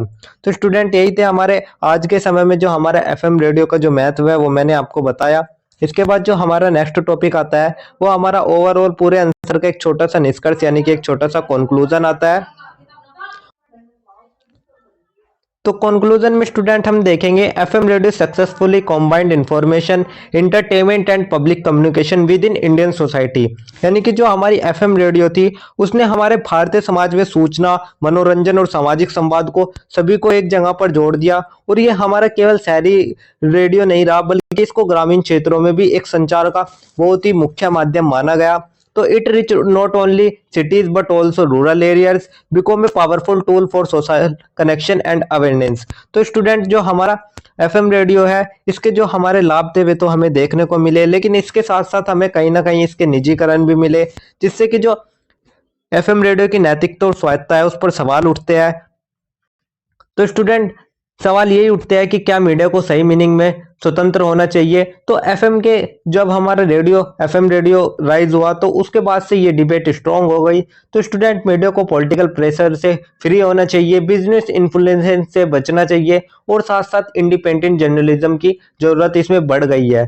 तो एक तरीके से हम कह सकते हैं कि एफएम रेडियो का जो उदय है वो इंडिया में लैंडस्केप का टर्निंग पॉइंट था। एक तरफ जो एफएम थी उसने मीडिया को ज्यादा डेमोक्रेटिक, ज्यादा इंटरैक्टिव और ज्यादा एंटरटेनिंग बनाया, और दूसरी तरफ जो हमारी एफएम थी उसी के साथ ही हमारी कॉमर्शियल प्रेशर, ऑटोमनी की स्ट्रगल और मीडिया मिसयूज होते गए। तो जैसे सवाल भी उठ खड़े हुए, आज भी जो एफएम रेडियो है वो लोगों की जिंदगी का एक इमोशनल हिस्सा है, जहां हर स्टोरी में एक वॉइस होती है, हर जगह पर एक फील होती है। तो स्टूडेंट यही था हमारा एक छोटा सा निष्कर्ष, एक छोटा सा कंक्लूजन जो कि मैंने आपको बता दिया है। इसके बाद जो हमारा नेक्स्ट क्वेश्चन आता है वो हमारा क्वेश्चन नंबर 7 आता है। तो क्वेश्चन नंबर 7 को बताने से पहले मैं आप सभी से हमारे गिववे के जो 3 क्वेश्चन थे वे पूछने वाला हूं। तो मैं आप सभी से अभी 3 क्वेश्चन पूछूंगा, आप सभी ध्यान से सुनिएगा और अपने आंसर को कमेंट सेक्शन में जरूर बताइएगा। जो भी स्टूडेंट कमेंट सेक्शन में सबसे पहले तीनों सही क्वेश्चंस का आंसर देगा तो इंस्टेंटली उसको हम फ्री नोट्स प्रोवाइड कर देंगे। तो सबसे पहले जो हमारा क्वेश्चन रहने वाला है वो हमारा रहने वाला है, भारत का पहला समाचार पत्र कौन सा था, यानी कि जो हमारा इंडिया का फर्स्ट न्यूज़पेपर था। तो आप सभी को फर्स्ट न्यूज़पेपर के बारे में हमारे कमेंट सेक्शन में बताना है कि कौन सा हमारा समाचार पत्र सबसे पहला था। उसके बाद जो हमारा नेक्स्ट क्वेश्चन आता है वो हमारा आता है कि भारतीय प्रसारण सेवा का नया नाम 1936 में क्या रख गया था, यानी कि जो हमारी पहले भारतीय प्रसारण सेवा थी उसका नाम हमारा 1936 में बदल दिया गया था, और 1936 में जो नाम बदल के रखा गया वो क्या नाम रखा गया था वो आप सब भी जरूर बताइएगा। इसके बाद जो हमारा थर्ड क्वेश्चन आता है, थर्ड क्वेश्चन हमारा आता है कि 1878 में ब्रिटिश सरकार द्वारा भारतीय भाषाई प्रेस को दबाने के लिए कौन सा कानून लाया गया था, यानी कि 1878 में ऐसा कौन सा कानून आया था जिससे कि जो हमारी प्रेस है उसकी स्वतंत्रता को दबाया गया, प्रेस को दबाने की कोशिश की गई। तो स्टूडेंट इन तीनों क्वेश्चंस के आंसर आप कमेंट सेक्शन में जरूर बताइएगा। जो भी स्टूडेंट सबसे पहले इन तीनों क्वेश्चन का सही आंसर देता है उसको हम इंस्टेंटली फ्री नोट्स प्रोवाइड कर देंगे। तो चलिए अब हमारे नेक्स्ट क्वेश्चन पे हम आ जाते हैं, जो कि हमारा रहने वाला है क्वेश्चन नंबर 7। क्वेश्चन नंबर 7 में हमसे पूछा गया है, explain the development of the press in British India up to the implementation of the first censorship. तो जो हमारा ब्रिटिश भारत था उसमें पहली सेंसरशिप लागू होने के तक प्रेस के विकास की व्याख्या कीजिए, यानी कि जब तक हमारी पहली सेंसरशिप लागू हुई थी उस तक हमारे प्रेस का किस तरीके से विकास हुआ उसके विकास को हमें बताना है। यहीं पर हमारे से अथवा या और करके पूछा गया है कि describe the development and characteristics of the Indian press after independence, यानी कि जब हमारा देश आजाद हुआ था तो उससे पहले पहले जो भारतीय प्रेस की विकास और विशेषताएं है उसके बारे में हमें बताना है। तो चलिए इस क्वेश्चन की जो शुरुआत कर लेते हैं, इसके आंसर से कर लेते हैं। तो इसके आंसर में हम सबसे पहले इसका एक छोटा सा इंट्रोडक्शन या एक छोटी सी भूमिका देख लेंगे। तो स्टूडेंट भूमिका में अगर हम देखें तो भूमिका में हम देखेंगे कि the history of the Indian press is not merely the story of news publication but also the story of national awaking at the freedom struggle, यानी कि जो हमारी प्रेस है वो केवल समाचारों तक ही सीमित नहीं रही है, उसने हमारी राष्ट्र चेतना, स्वतंत्रता संग्राम, इन सभी का भी इतिहास हमारी प्रेस ने ही रचा हुआ है। तो जब हमारा 18वीं सदी का स्टूडेंट जो समय था उसमें जो भारतीय प्रेस थी उसने जन्म लिया, लेकिन धीरे धीरे जो हमारी ये प्रेस थी वो हमारी जनता की आवाज बन गई और समाज सुधार का एक माध्यम बन गई। तो स्टूडेंट इसने ही हमारे देश को एकजुट किया है। हमारे देश की एकता में प्रेस की बहुत ही महत्वपूर्ण भूमिका मानी जाती है। तो स्टूडेंट एक तरीके से हम कह सकते हैं कि प्रेस ने कभी सिर्फ समाचार ही नहीं दिए, ये आवाज बना, विचारों का माध्यम बना, और ब्रिटिश के दौर में एक शस्त्र भी बना जिसने कि जो हमारा ब्रिटिश राज था उसको हिला दिया था। तो यही था हमारा एक छोटी सी भूमिका, एक छोटा सा इंट्रोडक्शन। इसके बाद जो हमारा नेक्स्ट टॉपिक आता है वो हमारा मेन बॉडी का आता है, यानी कि हमारे मुख्य भाग का आता है।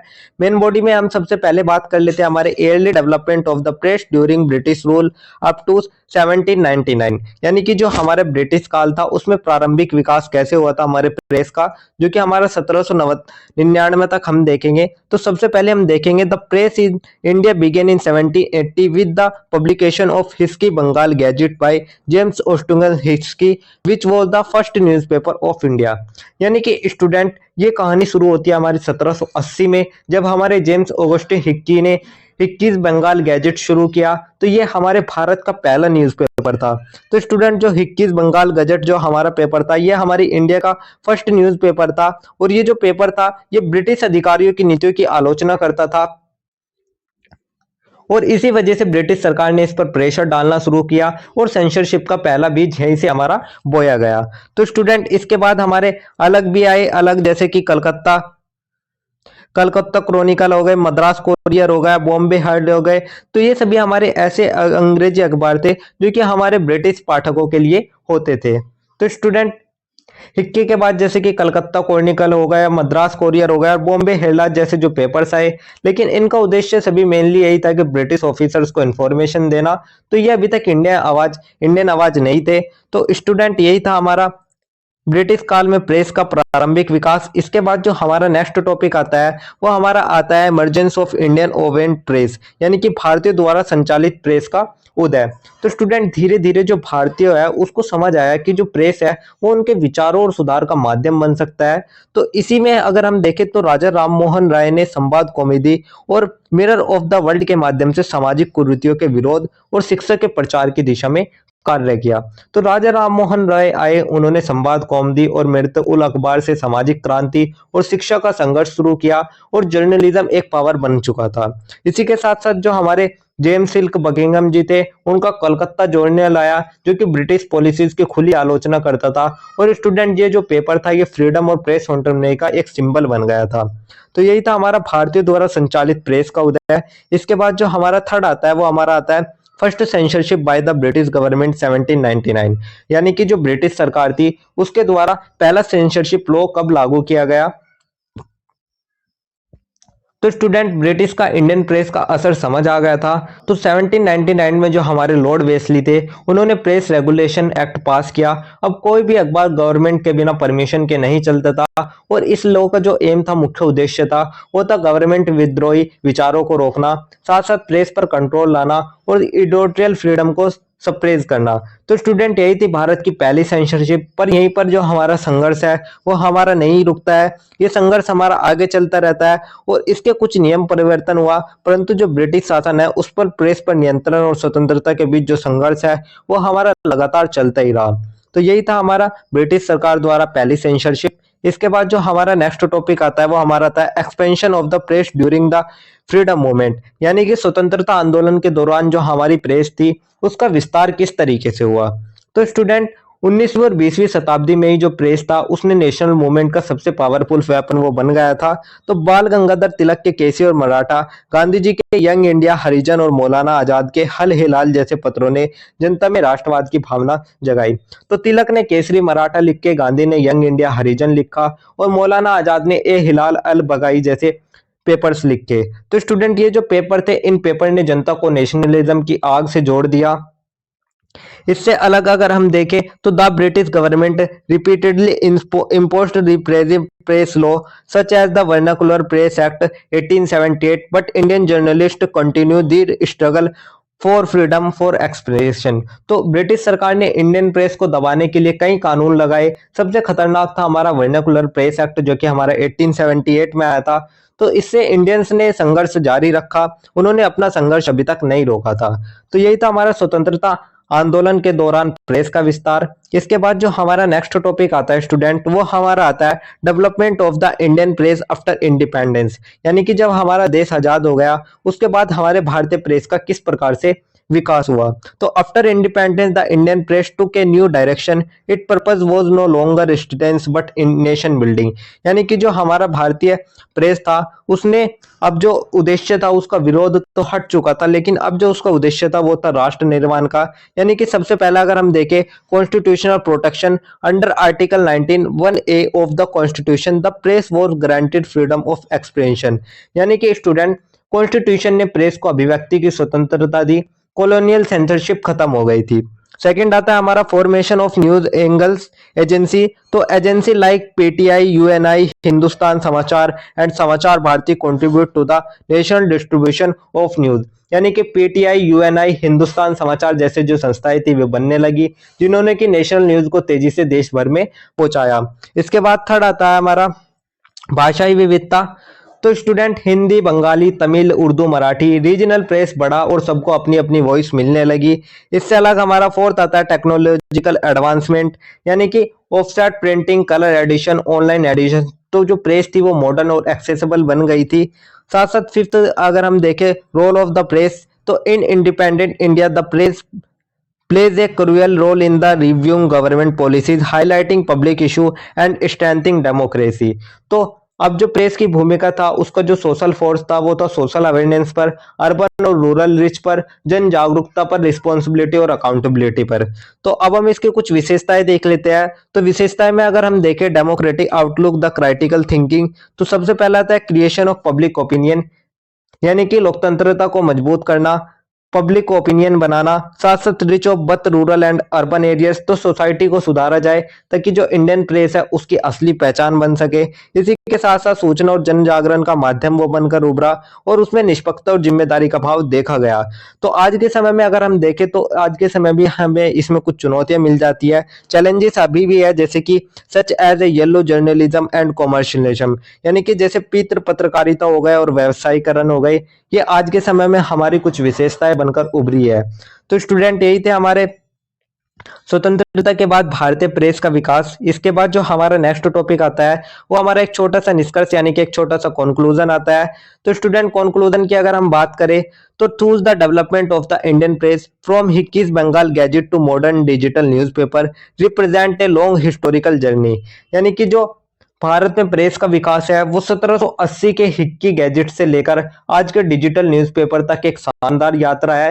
तो ब्रिटिश दौर में प्रेस ने सेंसरशिप और दबाव का सामना किया, लेकिन आजादी के बाद वही प्रेस हमारा डेमोक्रेसी का सबसे बड़ा रक्षक बन गया। तो स्टूडेंट प्रेस सिर्फ इंफॉर्मेशन का माध्यम ही नहीं है बल्कि भारत की आत्मा का एक दर्पण भी है। तो इसलिए हम कह सकते हैं today the Indian press is not a just a medium of information but the soul of democracy, the guardian of public opinion and an inspiration for social changes।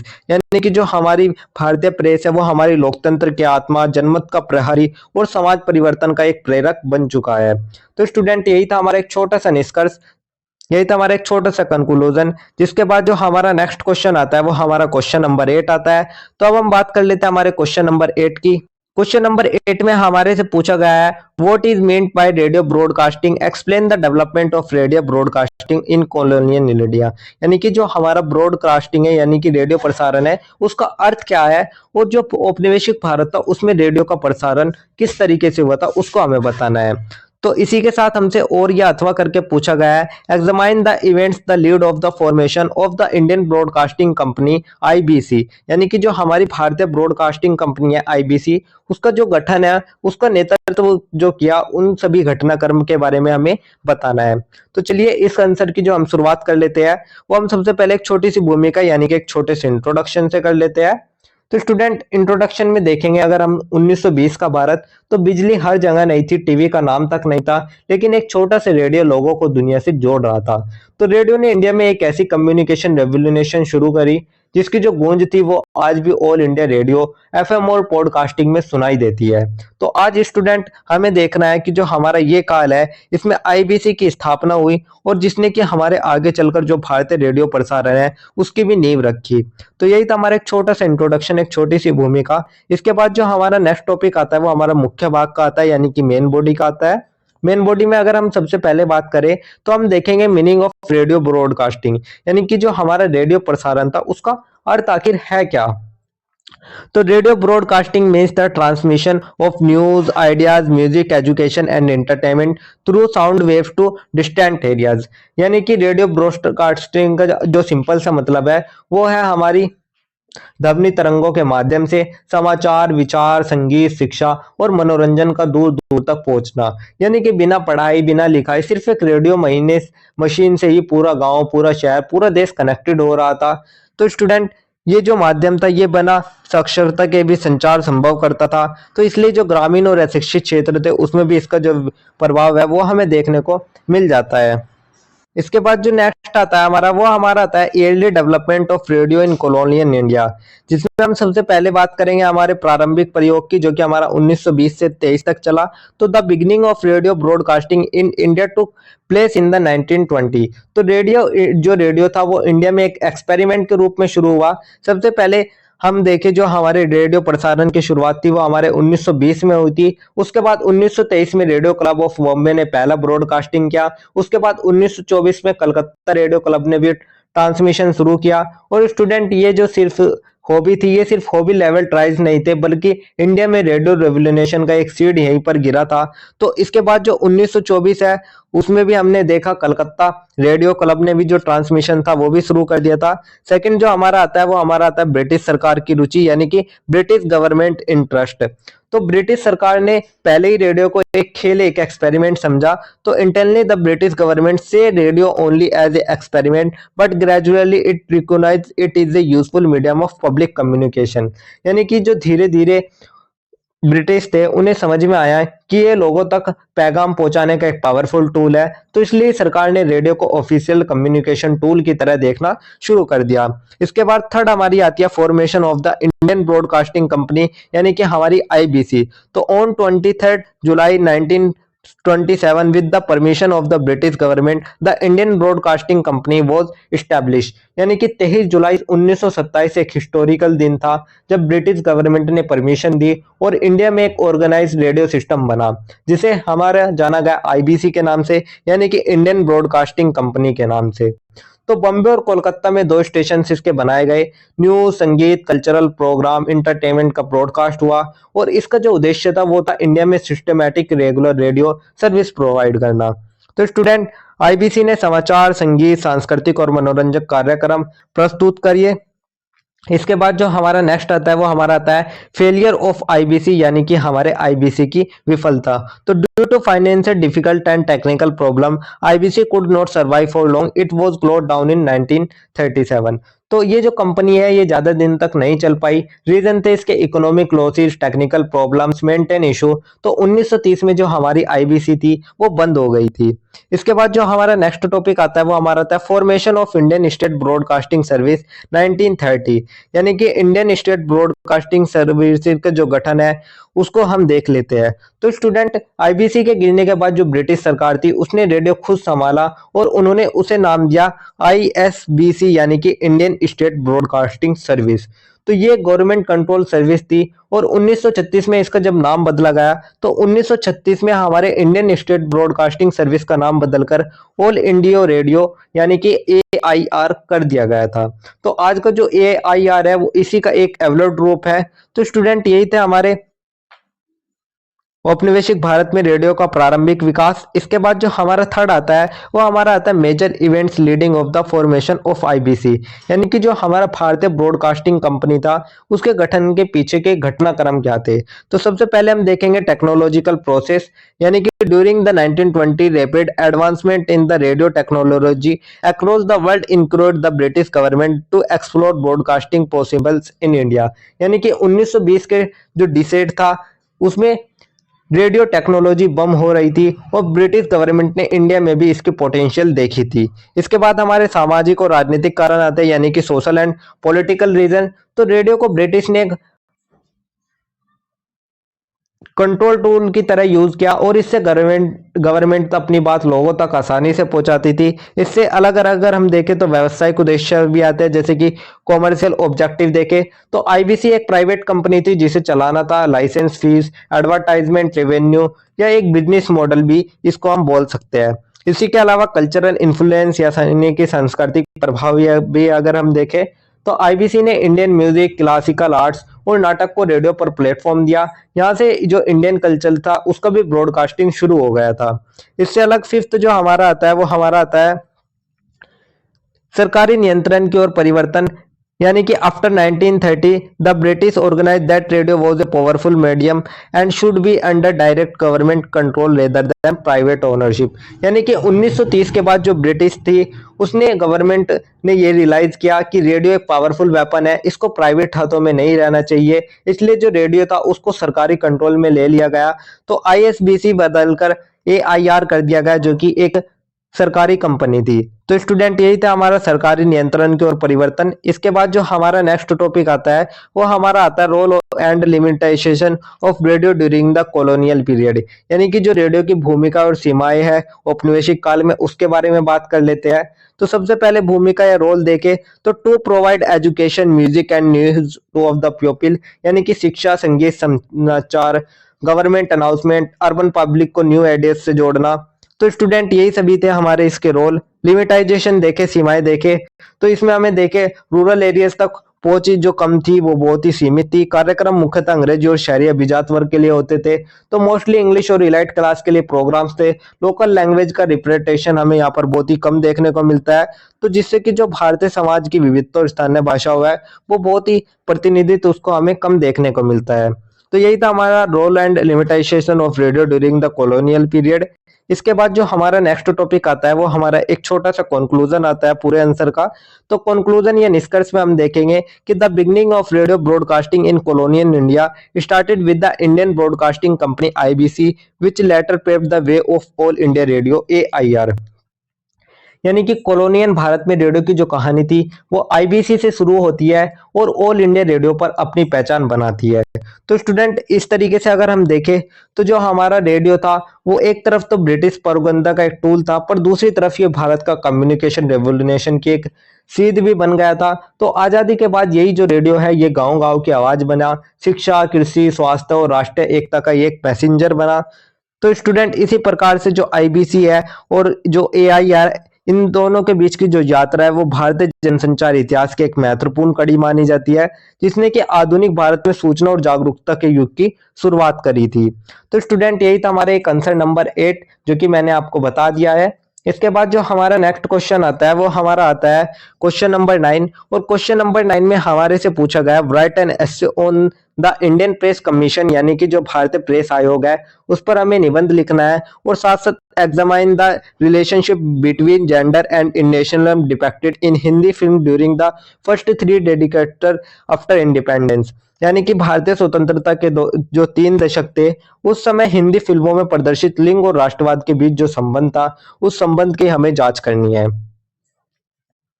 तो स्टूडेंट चलिए इस आंसर की शुरुआत हम छोटे से इंट्रोडक्शन यानी कि एक छोटी सी प्रस्तावना से कर लेते हैं। तो after independence both India specially the press and cinema played a crucial role in the press of the nation building in India. यानी कि इंडिपेंडेंस के बाद जो भारत है वो एक नए सफर पर निकल चुका था। तो स्टूडेंट इंडिया मीडिया की 2 सबसे इंपॉर्टेंट कहानियां जो कि इंडिपेंडेंट इंडिया को शेप करती है, फर्स्ट हमारी आती है। तो स्टूडेंट जो हमारी प्रेस थी वो हमारे लोकतंत्र का चौथा स्तंभ बनकर उभरा। वहीं पर जो हमारा हिंदी सिनेमा था स्टूडेंट उसने हमारी जनता की सोच, संस्कृति और राष्ट्रीय एकता के विचार को आकार दिया। और इसी समय में हमारा जो लिंग एवं राष्ट्रवाद की छवि है वो हमें सिनेमा में देखने को मिलती है। तो ये दोनों ही हमारे भारत की सामाजिक राजनीतिक दिशा तय करने वाले एक प्रमुख कारक थे। तो स्टूडेंट यही था हमारा एक छोटा सा इंट्रोडक्शन, एक छोटी सी प्रस्तावना। इसके बाद जो हमारा नेक्स्ट टॉपिक आता है वो हमारा मुख्य भाग का आता है यानी कि मेन बॉडी का। तो इसमें हमारा सबसे पहला टॉपिक आता है establish and function of the Indian press commission, यानी कि जो भारतीय प्रेस आयोग है उसकी स्थापना और उसके कार्य के बारे में। तो after independence to ensure the freedom, ethics and responsibility of the press the first press commission was constituted in the 1954। तो स्टूडेंट इंडिपेंडेंस के बाद जो भारत है वो एक नए सफर पर निकल चुका था। देश में पॉवर्टी, इलिटरेसी, इनइक्वालिटी जैसे जो चैलेंजेस थे वे हमारे सामने थे और प्रेस की जो कंडीशन थी वो भी बहुत ज्यादा वीक थी। तो स्टूडेंट प्रेस पर पॉलिटिकल प्रेशर, इंडस्ट्रियल कंट्रोल, लो सैलरी, बाइस रिपोर्टिंग जैसे जो इशू है वे काफी कॉमन थे। तो ये देखकर गवर्नमेंट समझ गई कि स्ट्रॉन्ग डेमोक्रेसी के लिए स्ट्रॉन्ग प्रेस बहुत ही ज्यादा जरूरी है। तो स्टूडेंट इसलिए ही हमारा 1954 में पहला प्रेस कमीशन आया। गवर्नमेंट ने 1954 में पहला प्रेस कमीशन बनाया और इसका जो आयोग था, इस आयोग ने प्रेस की स्वायत्तता, सरकारें के वेतन और कार्य स्थल की सुरक्षा पर सुझाव दिए। इसने सुझाव दिया कि समाचार पत्रों को किसी राजनीतिक दल या औद्योगिक घराने के नियंत्रण से मुक्त रखना चाहिए। यानी कि जो प्रेस का मिशन था, इसका मिशन था, जो हमारा पहला प्रेस कमीशन था, इसका मिशन था कि प्रेस की एक्चुअल कंडीशन का स्टडी करना, जर्नलिस्ट की वर्किंग कंडीशन इंप्रूव करना, प्रेस को पॉलिटिकल एंड इंडस्ट्रियल कंट्रोल से आजाद रखना और इथिकल रिस्पॉन्सिबल जर्नलिज्म प्रमोट करना। तो कमीशन ने रिकमेंडेड किया कि प्रेस को किसी भी पॉलिटिकल पार्टी या इंडस्ट्रियल हाउस के कंट्रोल में नहीं होना चाहिए। साथ साथ जर्नलिस्ट की सैलरी, जॉब सिक्योरिटी और प्रोफेशनल स्टैंडर्ड्स पर भी स्ट्रॉन्ग सजेशन दिए गए। इसके बाद अगर हम देखें, later in 1978 the second press commission was formed which focus on the professionalism of journalism, technological development and the democratic nature of mass communication। यानी कि जब हमारा 1978 आया, उसमें हमारा दूसरा प्रेस कमीशन आया और टाइम के साथ मीडिया, टेक्नोलॉजी और सोसाइटी चेंज हुई, तो उसी में ही हमारा 1978 में सेकंड प्रेस कमीशन बनाया गया और इन आयोगों के माध्यम से भारत में स्वतंत्र, जिम्मेदार और जनोन्मुख प्रेस की नींव मजबूत हुई। यानी कि अब जर्नलिज्म एज ए प्रोफेशन था, टेक्नोलॉजी का रोल इसमें जोड़ा गया, साथ साथ मीडिया को डेमोक्रेटिक रिस्पॉन्सिबिलिटी दी गई और पब्लिक सर्विस जर्नलिज्म भी इसमें दिया गया। तो स्टूडेंट, ये दोनों जो कमीशन थे, इन दोनों ने मिलकर मॉडर्न इंडिया के मीडिया सिस्टम की स्ट्रॉन्ग फाउंडेशन बना दी थी। तो स्टूडेंट, यही था हमारा भारतीय प्रेस की स्थापना और कार्य। इसके बाद जो हमारा नेक्स्ट टॉपिक आता है, वो हमारा आता है relationship between gender and nationalism in India cinema. यानी कि भारतीय सिनेमा में लिंग और राष्ट्रवाद के संबंध क्या थे। तो during the first decade after independence 1947 से 1977, Hindi film presented nationalism and gender roles with a specific perspective. यानी कि जो इंडिपेंडेंस था, उसके बाद से जब हमारा देश आजाद हुआ, उसके बाद से बनने वाली जो फिल्म थी, उनमें औरत को अक्सर त्याग, शालीनता, पवित्रता, परिवार और राष्ट्र की इज्जत के सिंबल के रूप में दिखाया गया था। तो फिल्में जैसे कि मदर इंडिया 1957 में जो आई थी, नया दौर 1957 में आई थी, शहीद 1965 में आई थी, उपकार 1967 में आई थी। तो इन सभी ने राष्ट्र के पुनर्निर्माण, बलिदान और नारी के आदर्श रूप को राष्ट्रीय एकता के रूप में दिखाया। तो स्टूडेंट, महिला को एक मोरल फोर्स माना गया, जिससे कि भारत माँ की इमर्जनी भी रेनफोर्स होती है। तो अगर अब हम देखें, जो हमारा सिनेमा है, उसने एक नई पहचान भी क्रिएट कर दी थी, कामकाजी, पढ़ी लिखी, मॉडर्न स्त्री जो कि डिसीजन लेती थी। साथ ही जो राष्ट्रवाद और कल्चरल वैल्यू है, उसका भी बैलेंस ये रखती थी। तो इस काल की जो फिल्में थी, उसमें राष्ट्रवाद की भावनात्मक रूप से जनता को जोड़ने का कार्य किया और जिससे कि जो राष्ट्रीय एकता और गर्व की जो भावना है, वो प्रबल होती चली गई। तो स्टूडेंट, बहुत सी फिल्म्स जो थी, उसमें वुमेन को नेशन का रिप्रेजेंटेशन होता था, उनका सैक्रिफाइस नेशन का सैक्रिफाइस माना जाता था, उनका धैर्य नेशन की शक्ति मानी जाती थी, उनका एक्सप्लोजन नेशन का एक्सप्लोनेशन माना जाता था। तो स्टूडेंट, इसी प्रकार से जो फिल्म थी, वो ओनली इंटरटेनमेंट थी but also contribute to social awareness and the formation of national identity. यानी कि जो हमारा भारतीय मनोरंजन है, उसने, भारतीय जो फिल्म है, उसने केवल मनोरंजन ही नहीं दिया, बल्कि उसने सामाजिक चेतना और राष्ट्रीय पहचान के रूप में भी कार्य किया है। तो स्टूडेंट, यही था हमारा हिंदी सिनेमा में हमारा राष्ट्रवाद और लिंग का मैं संबंध, जो कि मैंने आपको बता दिया। इसके बाद जो हमारा नेक्स्ट टॉपिक आता है, वो हमारा एक छोटा सा कंक्लूजन, यानी कि एक छोटा सा निष्कर्ष का आता है। निष्कर्ष में हम देखेंगे, after independence both the Indian press and cinema were equality influential medium in the nation building process. यानी कि जब हमारा देश आजाद हुआ, उसके बाद भारतीय प्रेस और जो सिनेमा है, इन दोनों ने ही राष्ट्र निर्माण की प्रक्रिया में बहुत सहायता दी। तो प्रेस आयोग ने अभिव्यक्ति की स्वतंत्रता को सुदृढ़ किया, हिंदी फिल्मों ने राष्ट्रवाद, आदर्शवाद और सामाजिक मूल्यों को जनता तक पहुंचाया।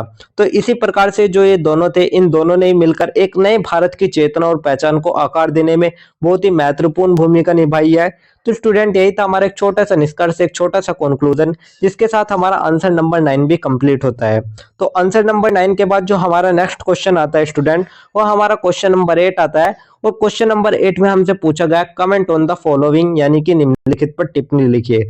तो आपके जो एक क्वेश्चन आता है, आपका टिप्पणी वाला भी एक क्वेश्चन आता है। तो इसमें से मैंने आपको कुछ टॉपिक चुनकर दिए हैं, आप ये सभी टॉपिक पढ़कर जाइएगा, क्योंकि ये टॉपिक आपकी टिप्पणी में पूछ लिए जाते हैं, जिसमें हमारे से सबसे पहले पूछा गया है importance of television and print media. तो स्टूडेंट, आप इसके महत्व को मैं आपको एक स्टोरी के माध्यम से समझाता हूं। तो आप इमेजिन कीजिए एक ऐसा टाइम जब लोगों तक इंफॉर्मेशन पहुंचने का सिर्फ एक मीडियम था, अखबार या रेडियो। तो लेकिन जैसे ही जो टेलीविजन है वो इंडिया में आया, तो इंफॉर्मेशन का जो पूरा लैंडस्केप है वो बदल गया था। तो टेलीविजन ने एक विजुअल रेवोल्यूशन क्रिएट किया। अब जो लोग थे वे सिर्फ सुन ही नहीं सकते थे, बल्कि देख भी रहे थे। न्यूज हो, चाहे एजुकेशन हो, इंटरटेनमेंट हो, सभी एक स्क्रीन पर हमें मिलने लगा। तो स्टूडेंट, इसलिए हम कह सकते हैं कि television brought a revolution is mass communication and information dissemination. यानी कि जो प्रिंट मीडिया है उसने स्वतंत्रता आंदोलन में और स्वतंत्र भारत में लोकतांत्रिक चेतना फैलने की भी भूमिका निभाई। तो प्रिंट मीडिया ने हमारे सोसाइटी को सोचने का एक नई तरीका दिया। न्यूज़पेपर ने लोगों को जागरूक, अवेयर बनाया, साथ साथ सोशल इशू पर डिस्कशन शुरू हुए और इंडिपेंडेंस मूवमेंट हो गया, स्वच्छ भारत जैसे अभियान। और प्रिंट मीडिया ने हमेशा अवेयरनेस फैलाने में महत्वपूर्ण भूमिका निभाई। तो स्टूडेंट, मैं आपको एक थॉट देता हूं, आप वो थॉट जरूर रखिएगा। अगर आपसे टेलीविजन और प्रिंट मीडिया के बारे में कहीं पर भी पूछा जाए तो आप ये जरूर लिख के आइएगा कि टेलीविजन और जो प्रिंट मीडिया है उन दोनों ने ही जनता को सूचित यानी कि इन्फॉर्म, शिक्षित यानी कि एजुकेटेड और जागरूक यानी कि अवेयर बनाने में अहम भूमिका निभाई है। तो आपको ये लाइन जरूर लिखनी है कंक्लूजन के रूप में। तो यही था हमारा टेलीविजन और प्रिंट मीडिया का महत्व। इसके बाद जो हमारा नेक्स्ट आता है वर्नाक्युलर प्रेस एक्ट 1878। तो enacted by the British government, this law was primarily aimed the surprising newspaper publish in Indian language. यानी कि ये ब्रिटिश सरकार द्वारा लागू एक कानून था। जब ब्रिटिश गवर्नमेंट ने इंडियन प्रेस की आवाज दबाने के लिए नियम बनाया था, उसको वर्नाक्युलर प्रेस एक्ट 1878 के रूप में माना गया। तो स्टूडेंट, इंडियन न्यूज़पेपर ब्रिटिश सरकार की गलतियों को सामने ला रहे थे, लोग जाग रहे थे, तो ब्रिटिशों को यह चीज बिल्कुल भी पसंद नहीं आई। इसलिए उन्होंने एक ऐसा कानून पास कर दिया जिससे कि जो इंडियन भाषा में छपने वाले जो समाचार पत्र थे उन पर कड़ा नियंत्रण लगाया जा सके। तो इसके तहत कोई भी स्थानीय समाचार पत्र सरकार की अनुमति के बिना नहीं छाप सकता था। इसने भारतीय पत्रकारिता के स्वतंत्र विकास में बाधा डाली, लेकिन विरोध के कारण यह आंदोलन के दौरान आलोचना का विषय भी बना। तो इस एक्ट का जो मेन उद्देश्य था वो था इंडियन प्रेस को दबाना, फ्रीडम स्ट्रगल को कमजोर करना, साथ साथ देशभक्ति और जागरूकता फैलाने वाले लोग को रोकना। लेकिन स्टूडेंट, ये जो हमारा एक्ट था इसने ब्रिटिश की ये कोशिश थी कि इंडियन जर्नलिस्ट को और यूनिट कर दिया गए। तो जो हमारा न्यूज़पेपर था वो बाद में फ्रीडम स्ट्रगल की एक रीढ़ यानी कि एक बैकबोन बनकर उभरा। तो स्टूडेंट, वर्नाक्युलर प्रेस एक्ट ने भारतीय पत्रकारिता की जो स्वतंत्रता थी वो सीमित करी, लेकिन ये जो कानून था ये आगे चलकर स्वतंत्रता आंदोलन की आवाज को और ज्यादा मजबूत बना गया। तो स्टूडेंट, यही था हमारा वर्नाक्युलर प्रेस एक्ट 1878। इसके बाद जो हमारा नेक्स्ट आता है वो हमारा आता है प्रसार भारती बिल। यानी कि जो हमारा प्रसार भारती बिल है वो भारत की सरकारी प्रसारण एजेंसी है जो कि आकाशवाणी और दूरदर्शन के संचालन के लिए उत्तरदायी है। तो स्टूडेंट, भारत की सबसे बड़ी पब्लिक ब्रॉडकास्टिंग सर्विस का आधार है हमारा प्रसार भारती। तो इस बिल के आने में एक मौन मोटिव था दूरदर्शन और ऑल इंडिया रेडियो को सरकारी नियंत्रण से थोड़ा स्वतंत्रता देना, साथ साथ ब्रॉडकास्टिंग को ज्यादा प्रोफेशनल और पब्लिक ओरिएंटेड बनाना।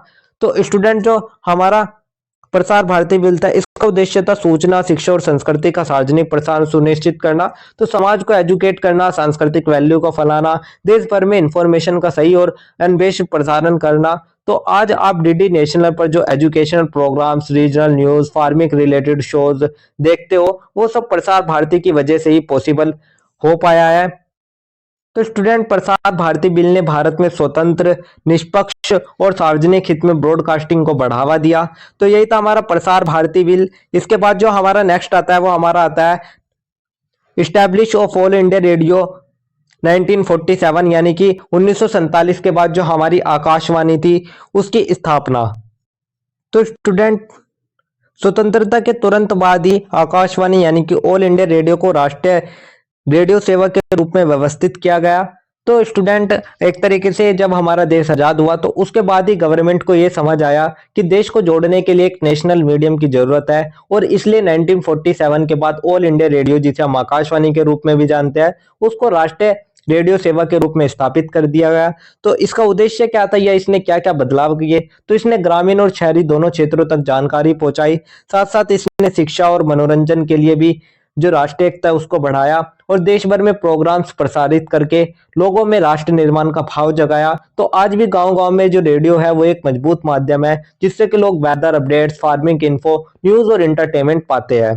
तो स्टूडेंट, आकाशवाणी ने ग्रामीण और शहरी भारत में कार्यक्रम प्रसारित किए, जन जागरूकता और राष्ट्र निर्माण में योगदान दिया। तो आकाशवाणी ने स्वतंत्र भारत में संचार, शिक्षा, सूचना और राष्ट्रीय एकता के निर्माण में महत्वपूर्ण भूमिका निभाई है। तो स्टूडेंट, यही था हमारा 1947 के बाद आकाशवाणी की स्थापना। इसके बाद जो हमारा नेक्स्ट टॉपिक आता है वो हमारा आता है दूरदर्शन का युग, यानी कि इरा ऑफ दूरदर्शन। तो student, Doordarshan started television broadcasting in India in 1959 and gained widespread popularity during the 1980। तो स्टूडेंट, दूरदर्शन का जो हमारा युग था वो था 1957 का, जब इंडिया में पहली बार टीवी ब्रॉडकास्टिंग शुरू हुई। उस समय लोगों के लिए टीवी जो था वो एक जादू का अनुभव था। तो खासकर 1980 में तो जो दूरदर्शन था वो लक्ष्मण रेखा की तरह हर घर का हिस्सा बन गया था। तो जो हमारा दूरदर्शन था इसका महत्व अगर हम देखें तो इसका महत्व था हमारा सूचना और शिक्षा को एकीकृत, यानी कि नेशनल यूनिटी को प्रमोट किया। साथ साथ इसने सांस्कृतिक कार्यक्रम को घर घर पहुंचाया और एजुकेशन को विजुअल फॉर्म में लोगों तक पहुंचाया और न्यूज को विश्वसनीय ढंग से पहुंचाने का काम भी इसने ही सुना। तो स्टूडेंट, आपने भी सुना होगा ये दूरदर्शन है, ये सिर्फ लाइन नहीं थी बल्कि एक भरोसा थी। तो दूरदर्शन ने सूचना, मनोरंजन और सांस्कृतिक एकता के प्रसार में बहुत ही महत्वपूर्ण योगदान दिया। तो इसलिए हम कह सकते हैं कि दूरदर्शन का युग भारतीय घरों में समान सांस्कृतिक अनुभव और सूचना का साझा मंच लेकर आया। तो स्टूडेंट, यही था हमारा दूरदर्शन का युग। तो इसी के साथ ही हमारा आंसर नंबर 10 भी कंप्लीट होता है। तो स्टूडेंट, ये थे हमारे मीडिया एंड हिस्ट्री सब्जेक्ट के top 10 most important question with answer जो डायरेक्टली एग्जाम में आ सकते हैं। तो मुझे उम्मीद है कि आप सभी ने इन्हें ध्यान से समझा होगा और अपनी एग्जाम प्रिपरेशन स्ट्रॉन्ग कर ली होगी।